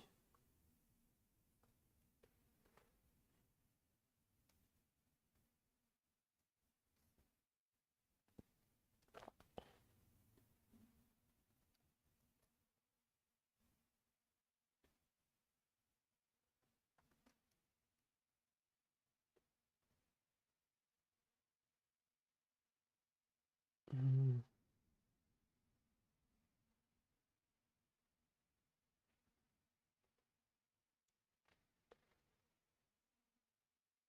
Cool. I'm from Colombia, but I live in Germany. Welcome to the stream.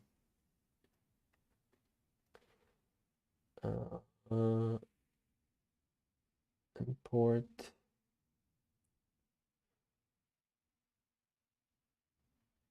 Import linear regression and pipeline.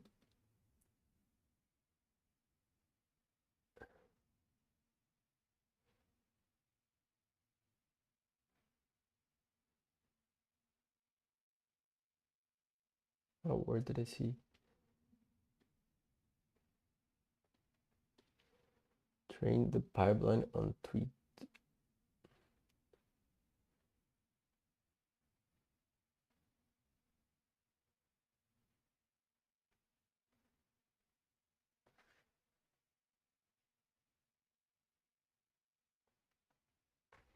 Let's see.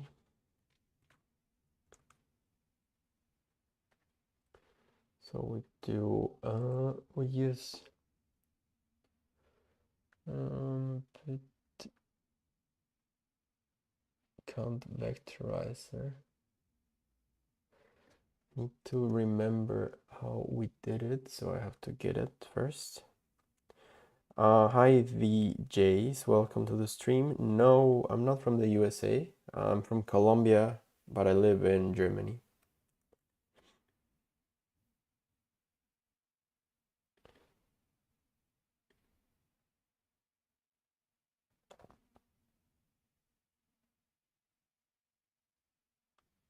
Are you the same Jatin Chopra or a different person? It just has the same profile picture.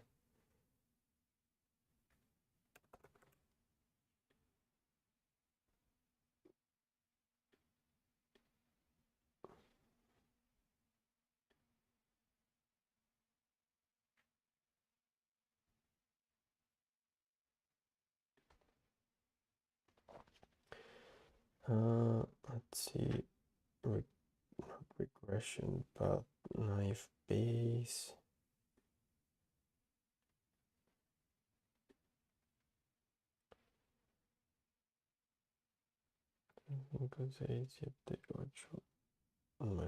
6 exercises. Give me 1 second. I'll read in a second. Good collab. Yeah, same. I changed my name. So you're also a student. I've been working as a developer for 5 years in web application development, and now, yeah, I decided to finish my university. So just doing that basically. So I work part-time and study part-time as well. And you? Do you also only study or also work?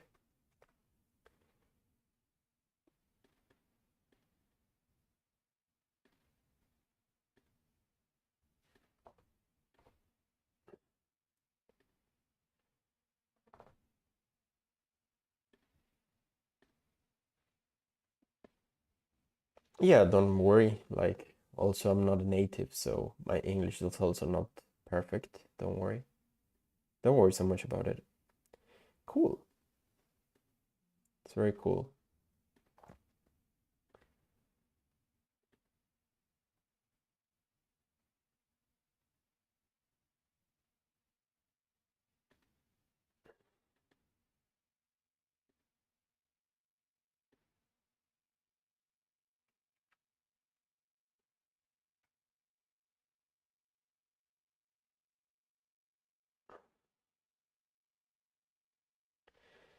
So this is what was used before. We have it here for the last exercise. Log diagrams. So count vectorizer. So it used like this. Okay, so this is what it meant. It's really hard when you just see this all like dry to try to understand it. No, it's my face when I think. Like I not that I'm serious. Also, it's the angle I think from the camera because I'm looking down, then it makes me look more serious. But no, I'm not very serious. I'm very chill.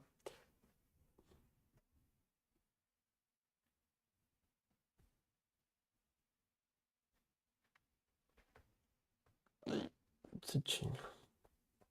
Yes, I'm not very serious. Just like when I think, uh, I am a bit like my eyes get a little bit like more angry. Yeah, all good. Let's see how they do it here. So create the pipeline like this. So like it's basically this pipeline on train tweets df. We did it like that, and let's see how it looks. Because we need count vectorizer, so we import all of this. That's basically what it's done. Pipeline trained successfully. Yeah, with everything happening right now everywhere, it's like scary, like what the future is gonna hold. Yeah, it's complicated to know. I agree with you.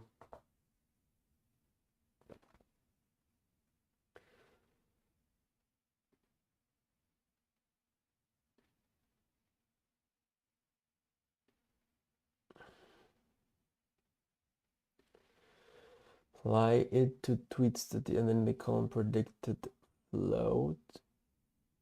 Then we have the pipeline. We fitted it already to text. Get the new column predicted load.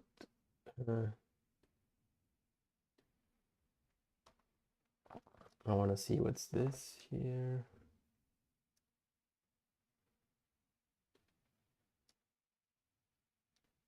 Predictions train. Let's see. It's basically this, right?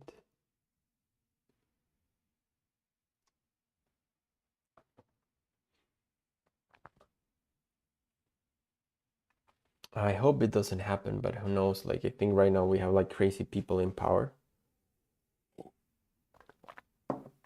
It's really hard to know. Um, it's a lot of math, yes. Like this one is not that much math because it's like doing on the code, but like there's also exercises math. You need like partial derivatives, like a lot of stuff. It's quite a bit, I would say. I think if you practice, it's fine, but like if you don't practice, then it's hard. But I'll be right back. I need to pee. I think I've drunk too much coffee. I'll be right back.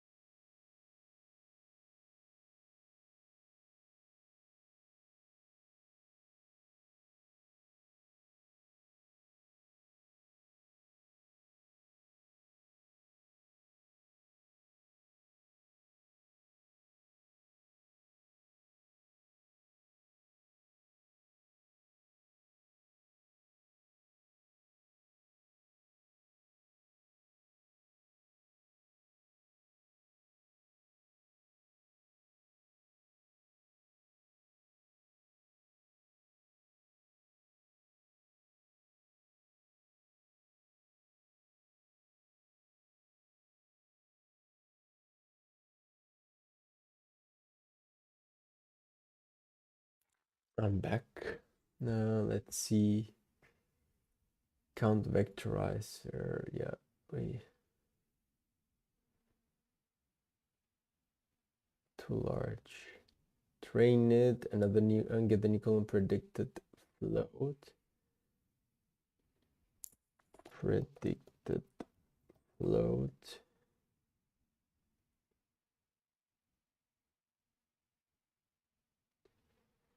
With evaluate.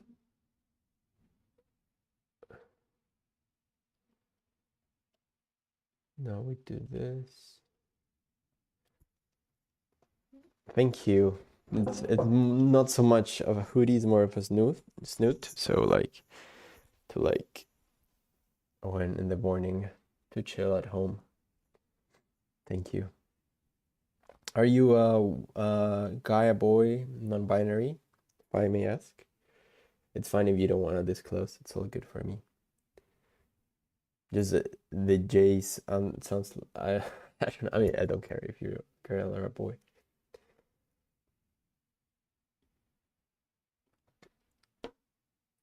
But yeah, if you wanna share, it's also fine if you don't wanna share. Wait, rock AOC with predicted float.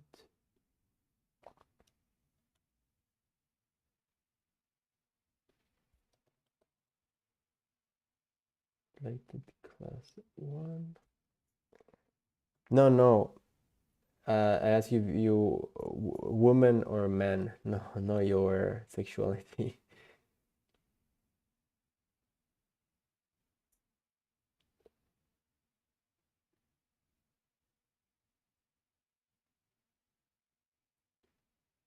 Oh, okay. Yes, that's what I asked.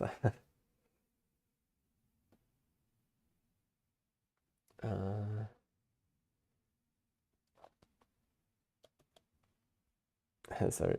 Yeah, all good. Don't worry.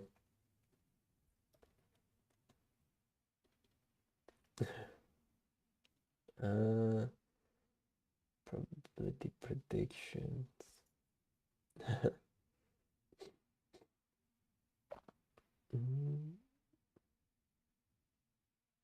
It's funny, how does it work in India? I thought Indian people were native speakers, or is it depending on where they're from? I thought they were English native speakers. because you said that your English wasn't so good, but in my mind I thought that Indian people speak English natively.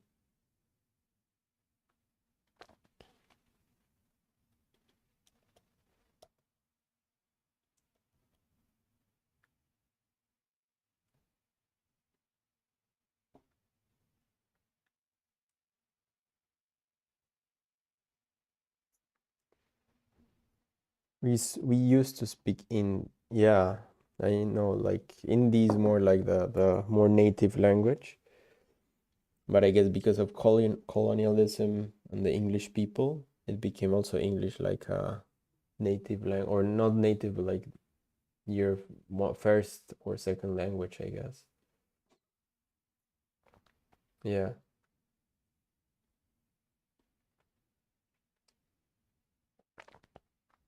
Yeah, I know some people in from India, and they're not only super smart, but they also can speak like a ton of languages.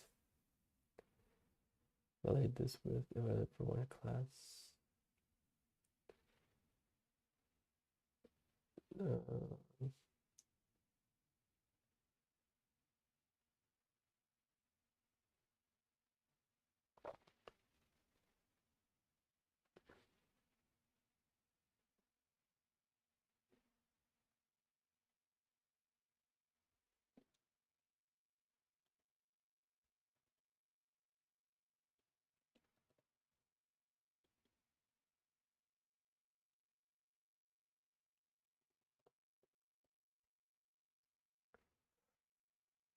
what do you think about IND, about India? I've never been to it, to be honest, to in India, but I know that the people from India are super smart and they work really hard. That's mainly because I know some Indian people, but I don't know so much about India. I know that there's a conflict between India and Pakistan, so there's problems between you two. I think the people are very nice.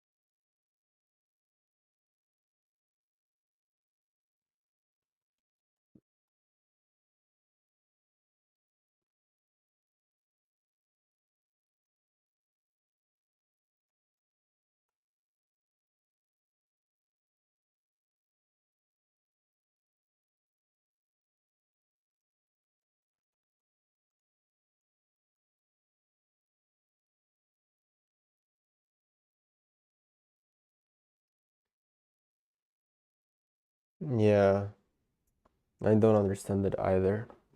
I heard it's more like about religion, but yeah, I don't understand it. I know people from Pakistan too, and they're also very nice. So it's sad that you guys have such a big conflict.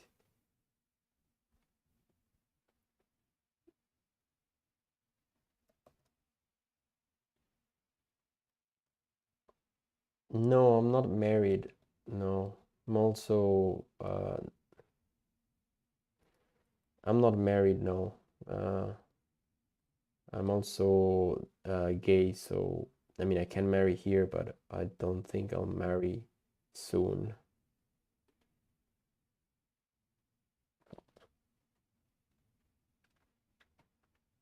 Oh, why is this wrong? Type predicted float.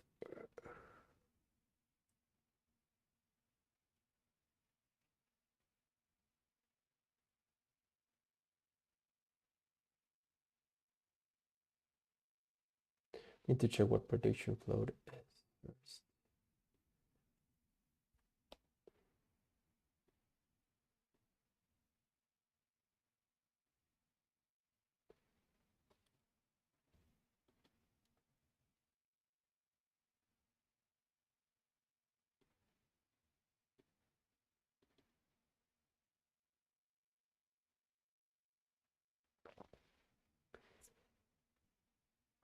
I'm gay. I'm gay. I'm not straight. I'm gay. But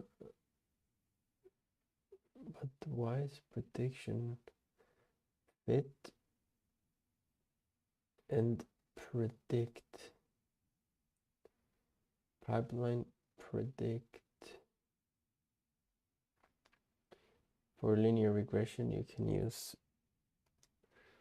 linear regression object predict. Why is prediction only given?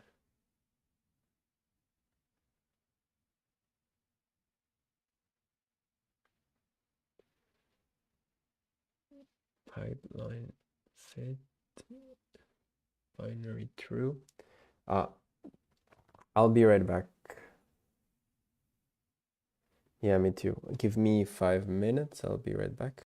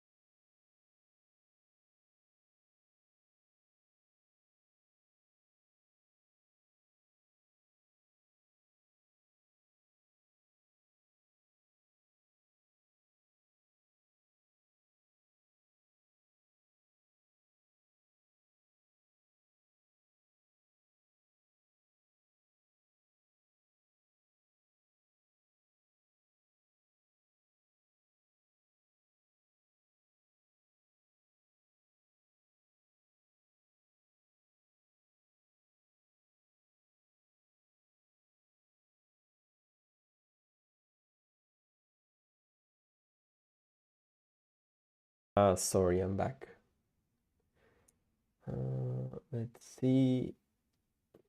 From selected class.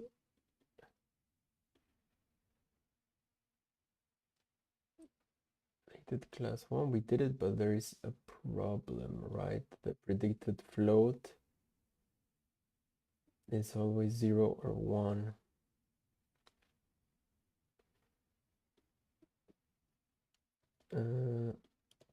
Binary true.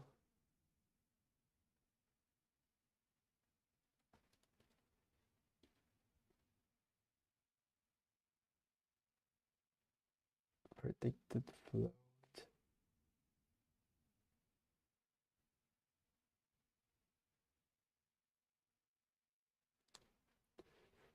It's always 0 or 1. It's never like predicted float. Pipeline predict.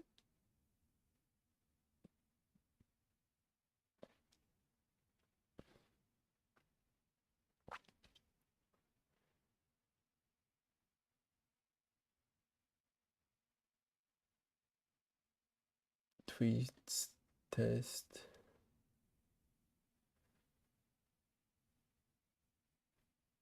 Pipeline train apply to, and then train.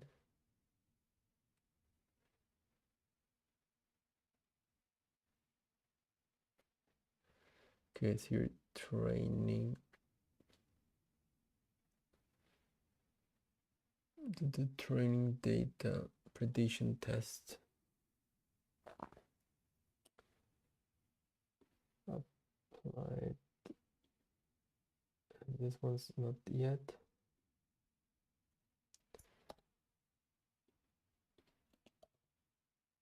Predict.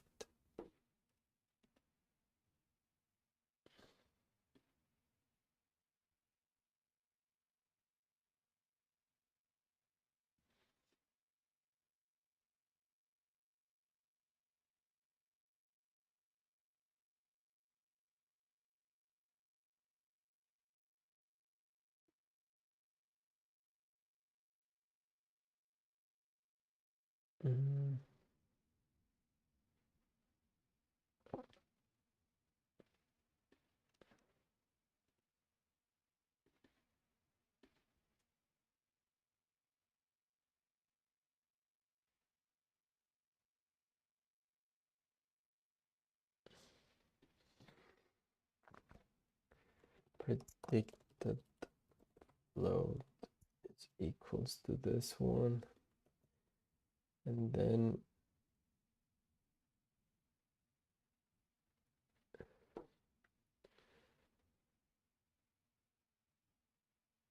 critical prediction.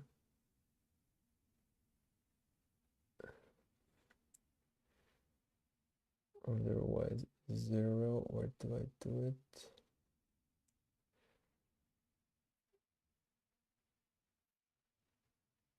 And what do I use it though? Data frame. Let's see.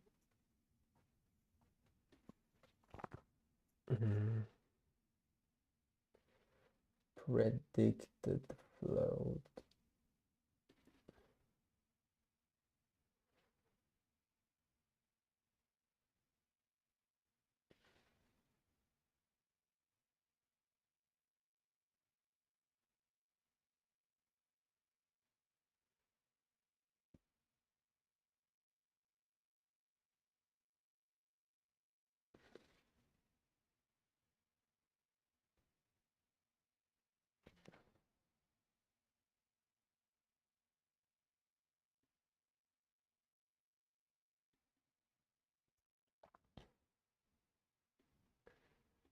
Test. No, you simply have to put it here, right? Predicted float, train pipeline, test pipeline. And then here we do the prediction. Prediction is equals to basically this. predicted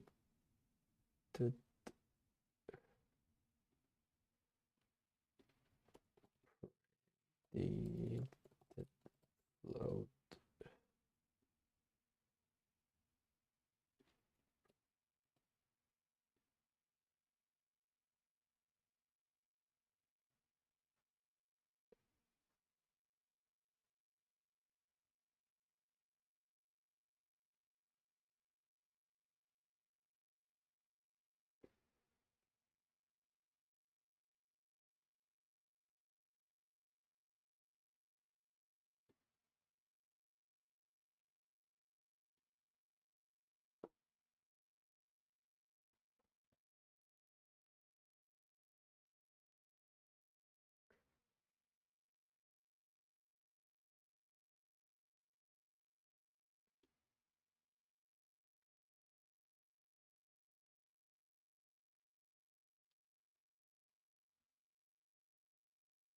Yeah.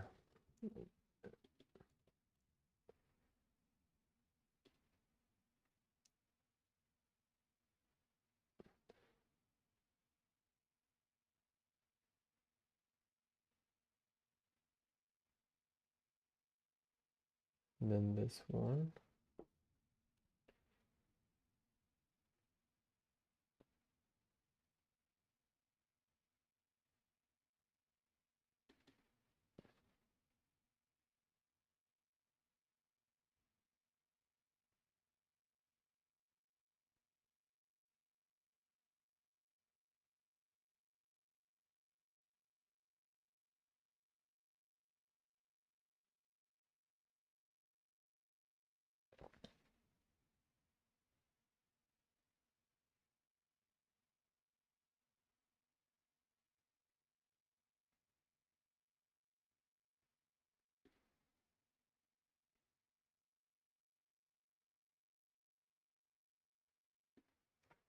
Okay.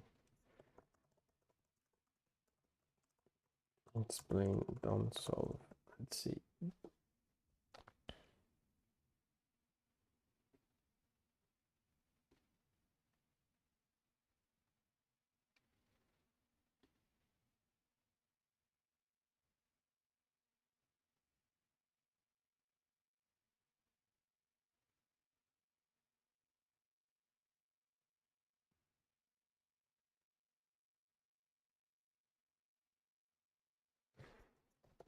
Look at the overall exercise.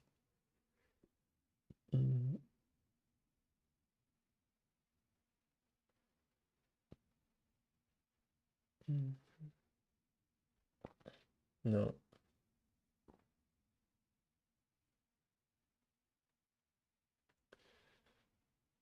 Linear regression.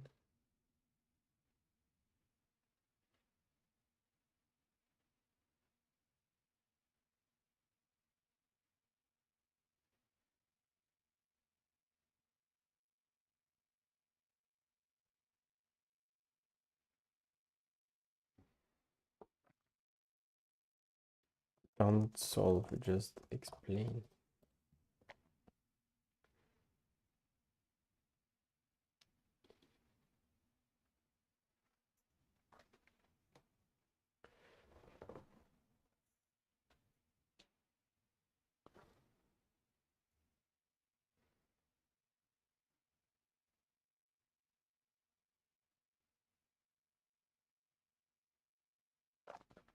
Pipeline.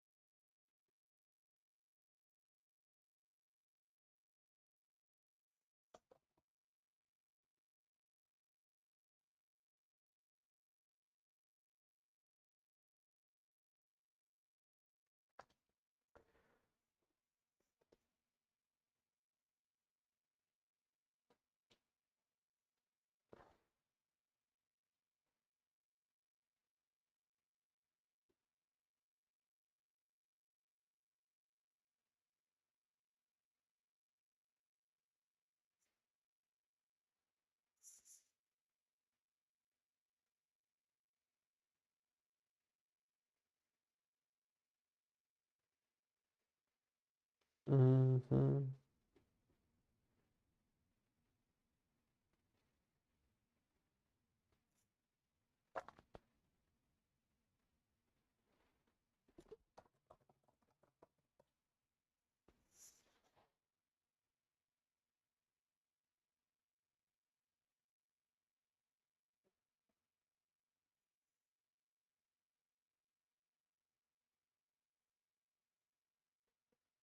Yes, I think so, right? Mm. Balon, you're currently generating this. Incorrect. The problem lies in this line. You have the train prediction and evaluate. You're copying to its train. You're trying to play the prediction to the train DF. Change train to test. You mean here?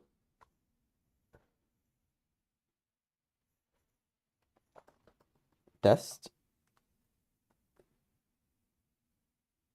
No, lower down. Let me look at predictions. Then tweets train DF train. I'm just repeating this stuff. No, here. Tweets test predict appear prediction predicted float. And where should I put it? Sorry. To the should be test df. But I think I never made a test df. That's the problem, right? Should be like test df. Yeah.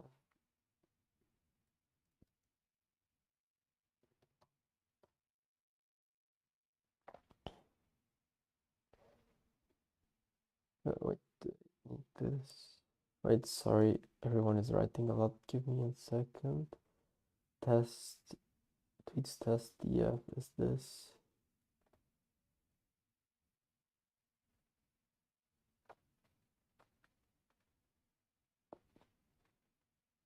Stop. Can I stop it here? Did I save? Yeah. Sorry, let me read the messages. Oh, and sweep. I'll try. Thank you so much for your help. Yeah, I'm starting to do this and this is just super confusing. And let me read the J's. I'm very sad. Reason is my cousin come first and he got scholarship for his new startup. I'm jealous, but you should be proud, no, of your cousin if he got it. You should be proud that he got it. What is the reason? Blah blah blah. Predicted error key. Error predicted float. It's here. Prediction test df, right? It doesn't have it.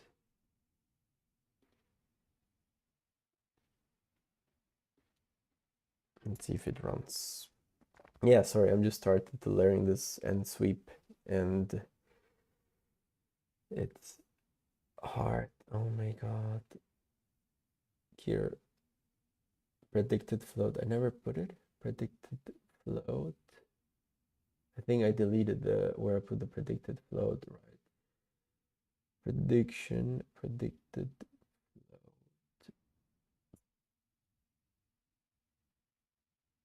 Thank you, and sweep. You're very nice. The Jays. I'm proud, but because of him, my parents compare me with him and other. Ah, yeah, that's annoying when you get compared, but it's fine. At the end of the day, we're all doing our stuff, and we have our own life. So you should just be proud and then do your stuff. Don't try not to be too stressed. But I get it. Huh? Predicted float. To evaluate this, yeah, and then you go on prediction. Evaluate this with let's for one class.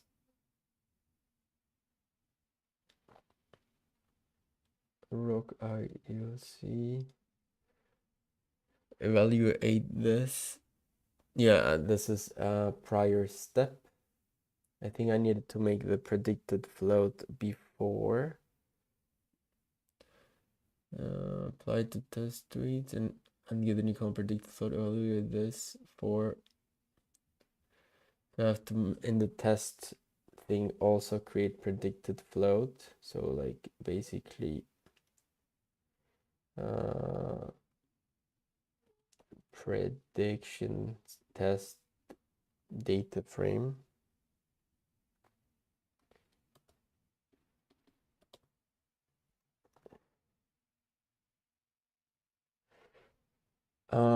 So far I remember and sweep the train, you separate the train and the test into like 80% and 10%, 10% for test and validation data frames. And the test is something you, was it? The one that you run at the end to validate that your data was correct. DJs, you know, in India, parents decide your career, like whatever you want to do, you need to ask your parents. But at the end of the day, you are an adult, right? DJs, like if you're an adult, like they can say whatever, but like if you have a job and you're free and you can decide what you want, no? I mean, I don't want to come out as condescending because like it's a different culture, so I get things are different.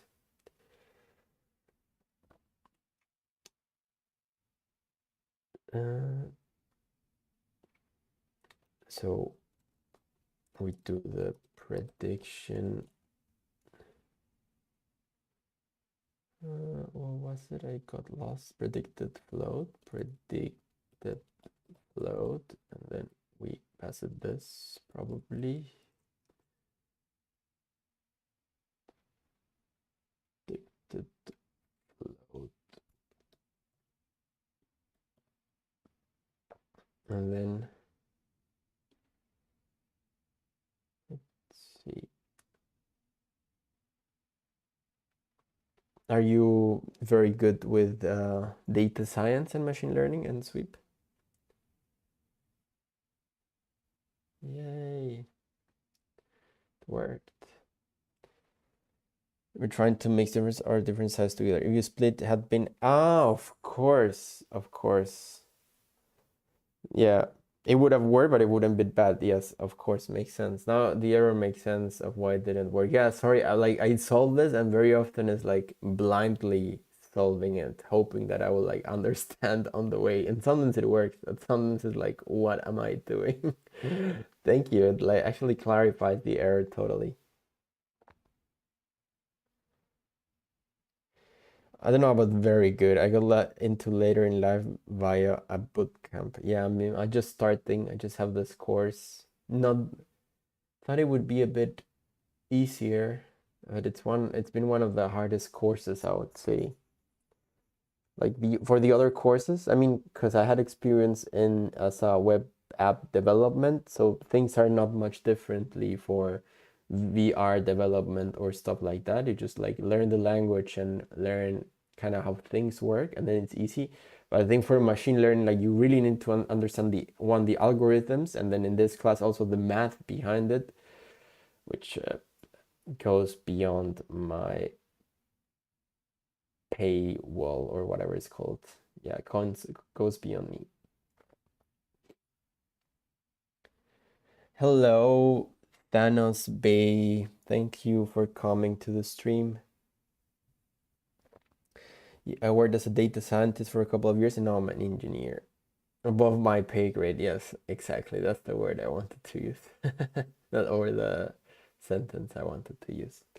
Okay, let's go. Thank you very much, and Sweep, really, for your help. It was very clear. So let's now train a pipeline which consists of a count vectorizer and a logistic regression that predicts a probability for each found classes. Yeah. I mean, for me, it's like for web app development, you really don't need that much math, I would say, or I don't use it that very often. And for like virtual reality or game development is more like linear algebra. And this one could be like as well, but this is more like analysis with like partial integrations and all of that. And I mean, I've done it, but the problem is if I don't regularly do it, I forget it, and then I have to like redo the whole thing.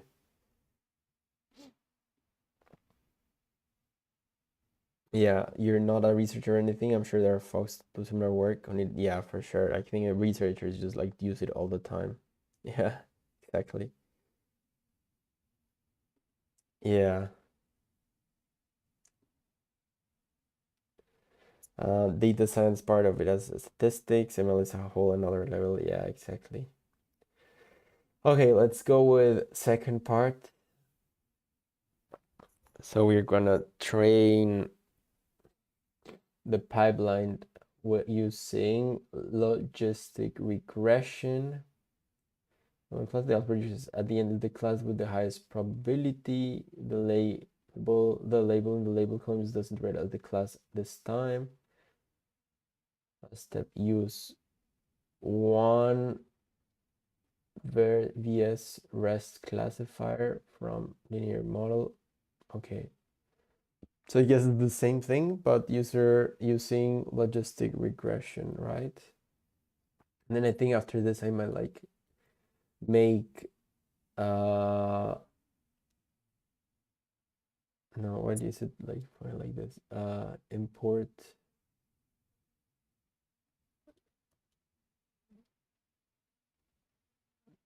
with linear model, import logistic regression, import.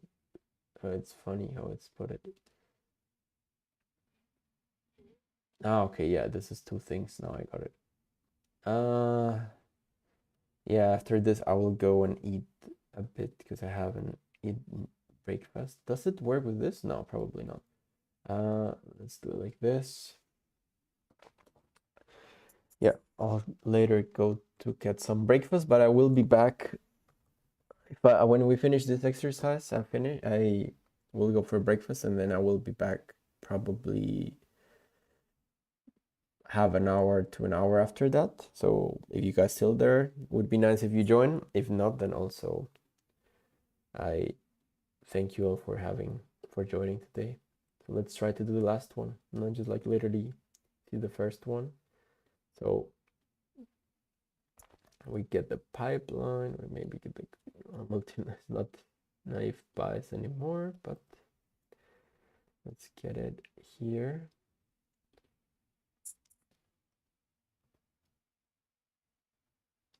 Oh, nice. Well, would you mind telling us about the experiment, what it is about?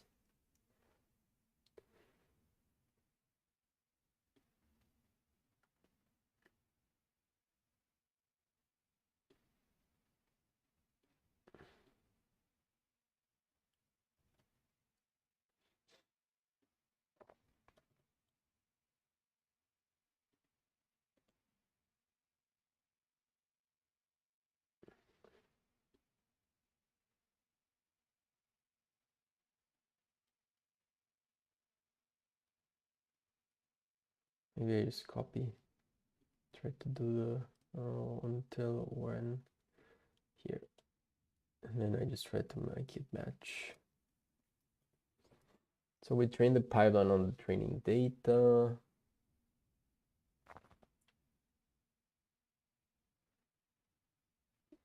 Oh, it was about injecting noise to the attentional smear. For some reason, the chat goes some fraction for the previous embedding. Sorry, it was injecting noise to the attentional smear part of the project. Smear, aka it gets some fraction of the previous embedding for the current embedding, so it doesn't lose its meaning. Oh, very interesting, and also goes beyond my knowledge, to be honest. But probably NSweep can understand it better than me.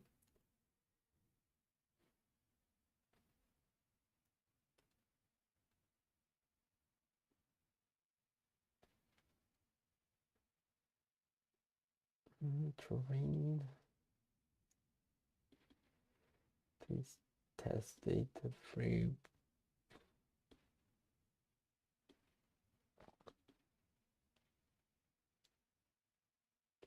this at all, right? Like,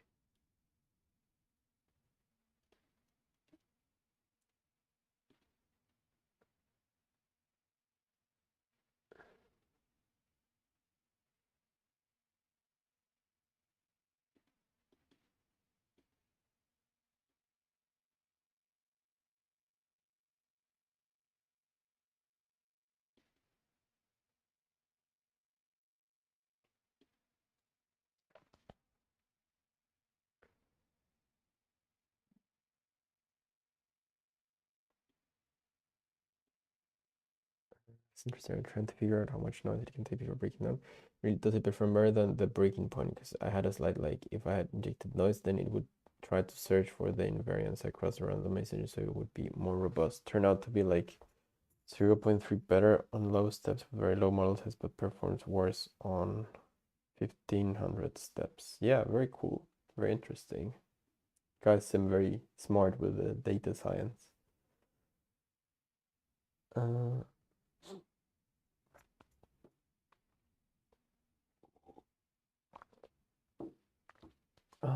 got distracted.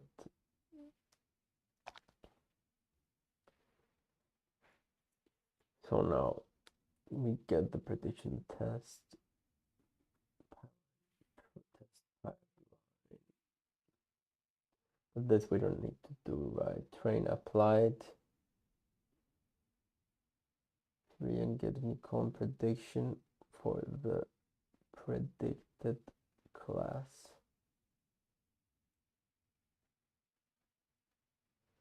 Predicted class.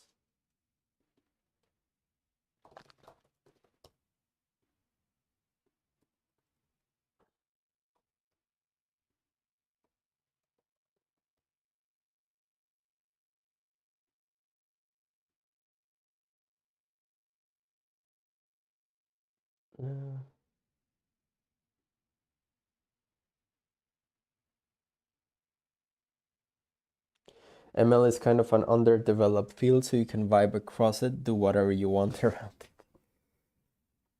I was learning D like 6 years ago when all the LLM stuff was still very new, so all my learning was very similar to what you're doing, Chris. Ah, thank you. Because like one of the recent papers should be by Moonshot was literally turning attention 90 degrees.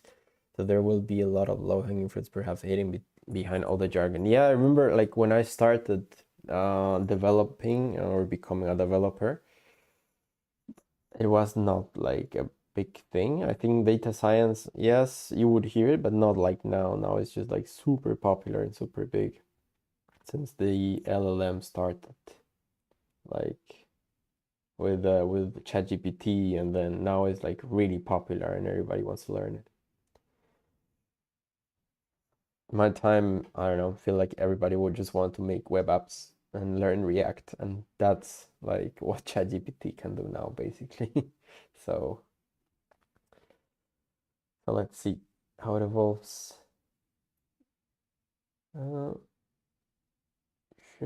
Prediction, I guess is this, or one class.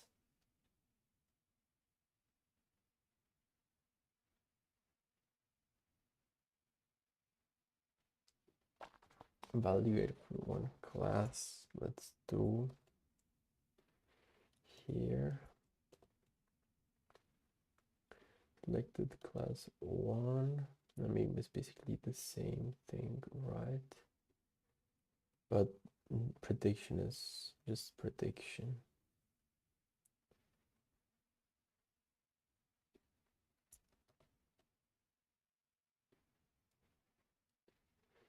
Visual labels, prediction test, yes.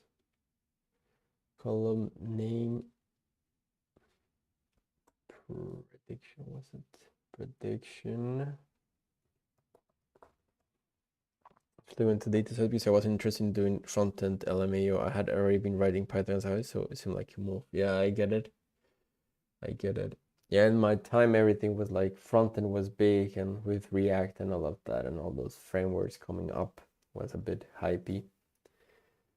And then yeah, now with ChatGPT, it kind of died because like ChatGPT can write it, and like learning it doesn't seem too important anymore. Class 1 prediction, and let's see.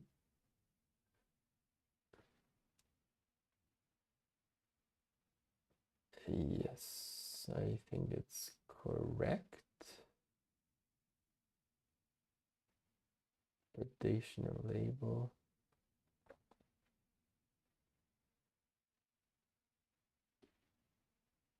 No, something's wrong. I don't know. No.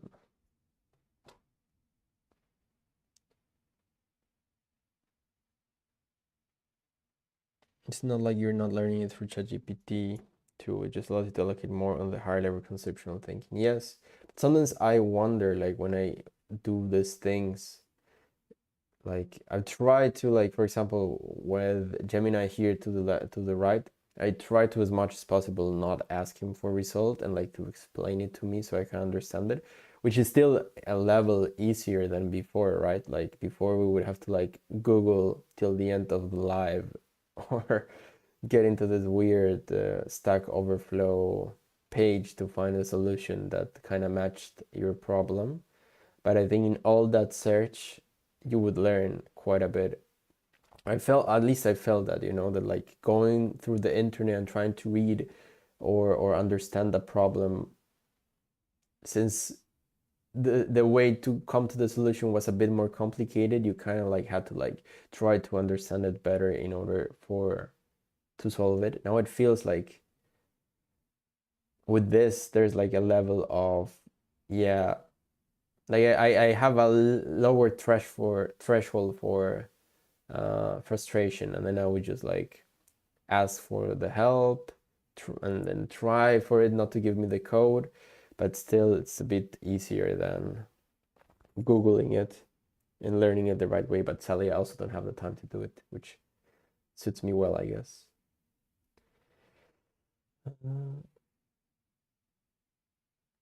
Yeah, so I think this part is over.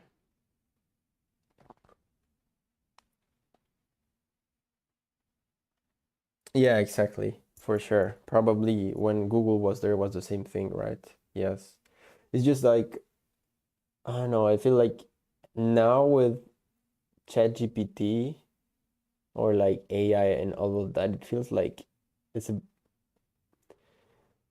maybe, yeah, maybe it's the same thing basically, but like before I felt like you would not upload thinking that much, but now with ChatGPT it just feels like you are it is very easy to offload thinking, and you can just like I don't want to think about it, I want to understand that it takes time, so just you think it for me and give me the result. Before, yes, for sure, was easier than going through the encyclopedia, but it felt like the depth that you had to have was bigger.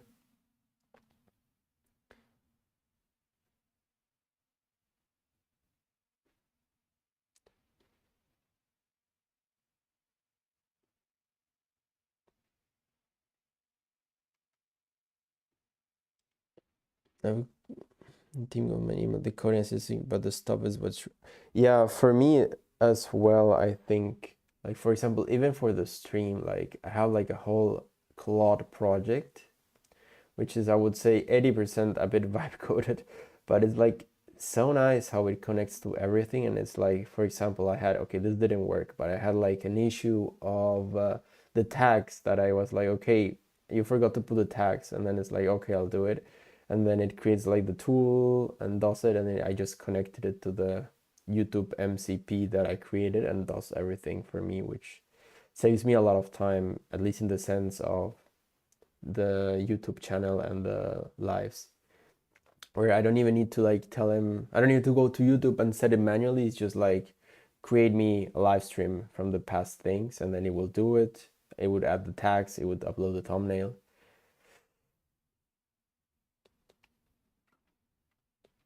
Yeah, it helps me a lot. But at work, it's scary because I feel like at work we got told that now they want us to only code through Claude, like don't go to the code editor.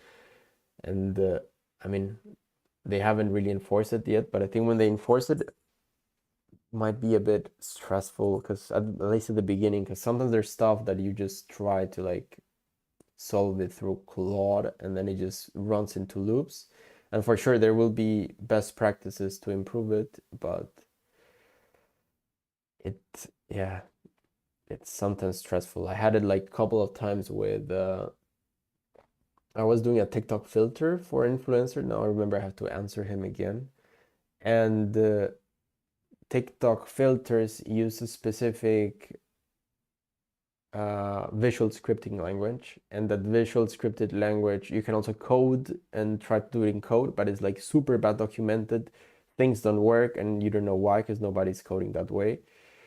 So like me trying to use Claude there, it was just a mess. And then trying to figure out why it didn't work, I literally had to like go uncomment half of the code, like put almost every code in one file because I thought it was the inputs that was like giving me errors, and then I had like to uncomment half of the file, and then little by little seeing why was causing this error, which I think maybe, I mean, there's ways to make Claude do it, but it felt like it was way easier if I did it manually. Sorry, I ranted and didn't read. Let me see. Let's start with Nadine. This is from YouTube. Seeing art out of turtle does look crazy, especially when it's the easiest to draw out of. I don't know what are you talking about, Nadine? Sorry, N, not Nadine. My biggest time series so far is that Claude Rules. Ah, yeah, that's what we talk. I've got it right to my storyboard, Team Confluence. Yeah, I think that connection that you can connect it to stuff is really nice.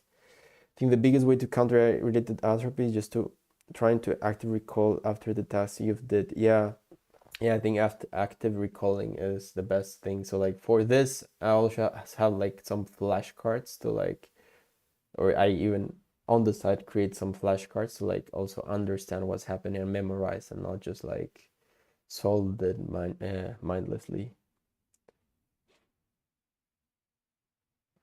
How many lines of this as if right now? I don't know. It's like it's just an exercise, so I don't think it really matters. And actually, we are finished. I'm not doing the optional part because I also have multiple other exercises to solve today.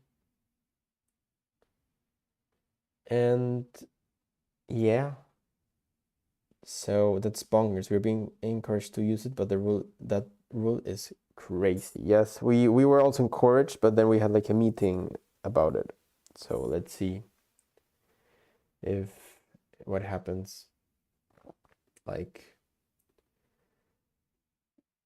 because like it was like, oh, I think it's because the founders are now able to build a lot with AI that maybe they weren't being able to before because they lacked the knowledge of the tools.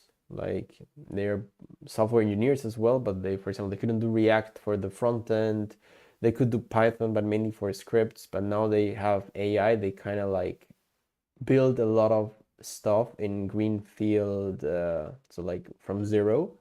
So then they see and they're like, wow, this thing is powerful. If our developers were to use it all the time, we'll be like 10x. But then our code base is like years of a lot of code that we even like try to like get rid of or improve and everything. And using Claude only for it, I don't know. Let's see.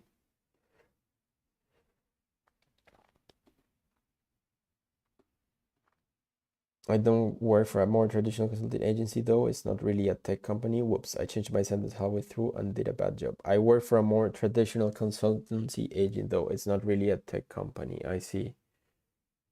For some reason it put because you're improving. That's why I put this, you put the stars. Yes, so basically does this exercise. Let me see which one will be the next. I might like watch videos about it before starting it. Give me a second. I check. We did regression, neuronal nets or neural networks as the next exercise, part 1. So yes, next exercises will be neural networks, and I think the next 3 exercises will be neural networks. So I will leave to eat lunch, and then I'll be back in an hour if you guys want to join or if you have the time. If not, I really thank you all. You're right for providing one-on-one machine learning instructions. I don't think I can give you that, Mohan. Mohan. I don't think I can give you that. I have to go also, but thank you all for coming. I'll be later here, maybe a little bit more dressed up. Maybe I'll take a shower and look nicer. And yeah, if you're still here, then very nice. If not, enjoy your day. Yeah, very nice chatting with you all. And Sweep, it was very nice chatting with you. You're super nice. Thank you for your help as well. Thanos Bay, not sure if you're there, but you're also super nice. And Dean as well. Not sure from the people who talk, the Jays as well. Thank you all for being here. And if something, see you later. If not, another time.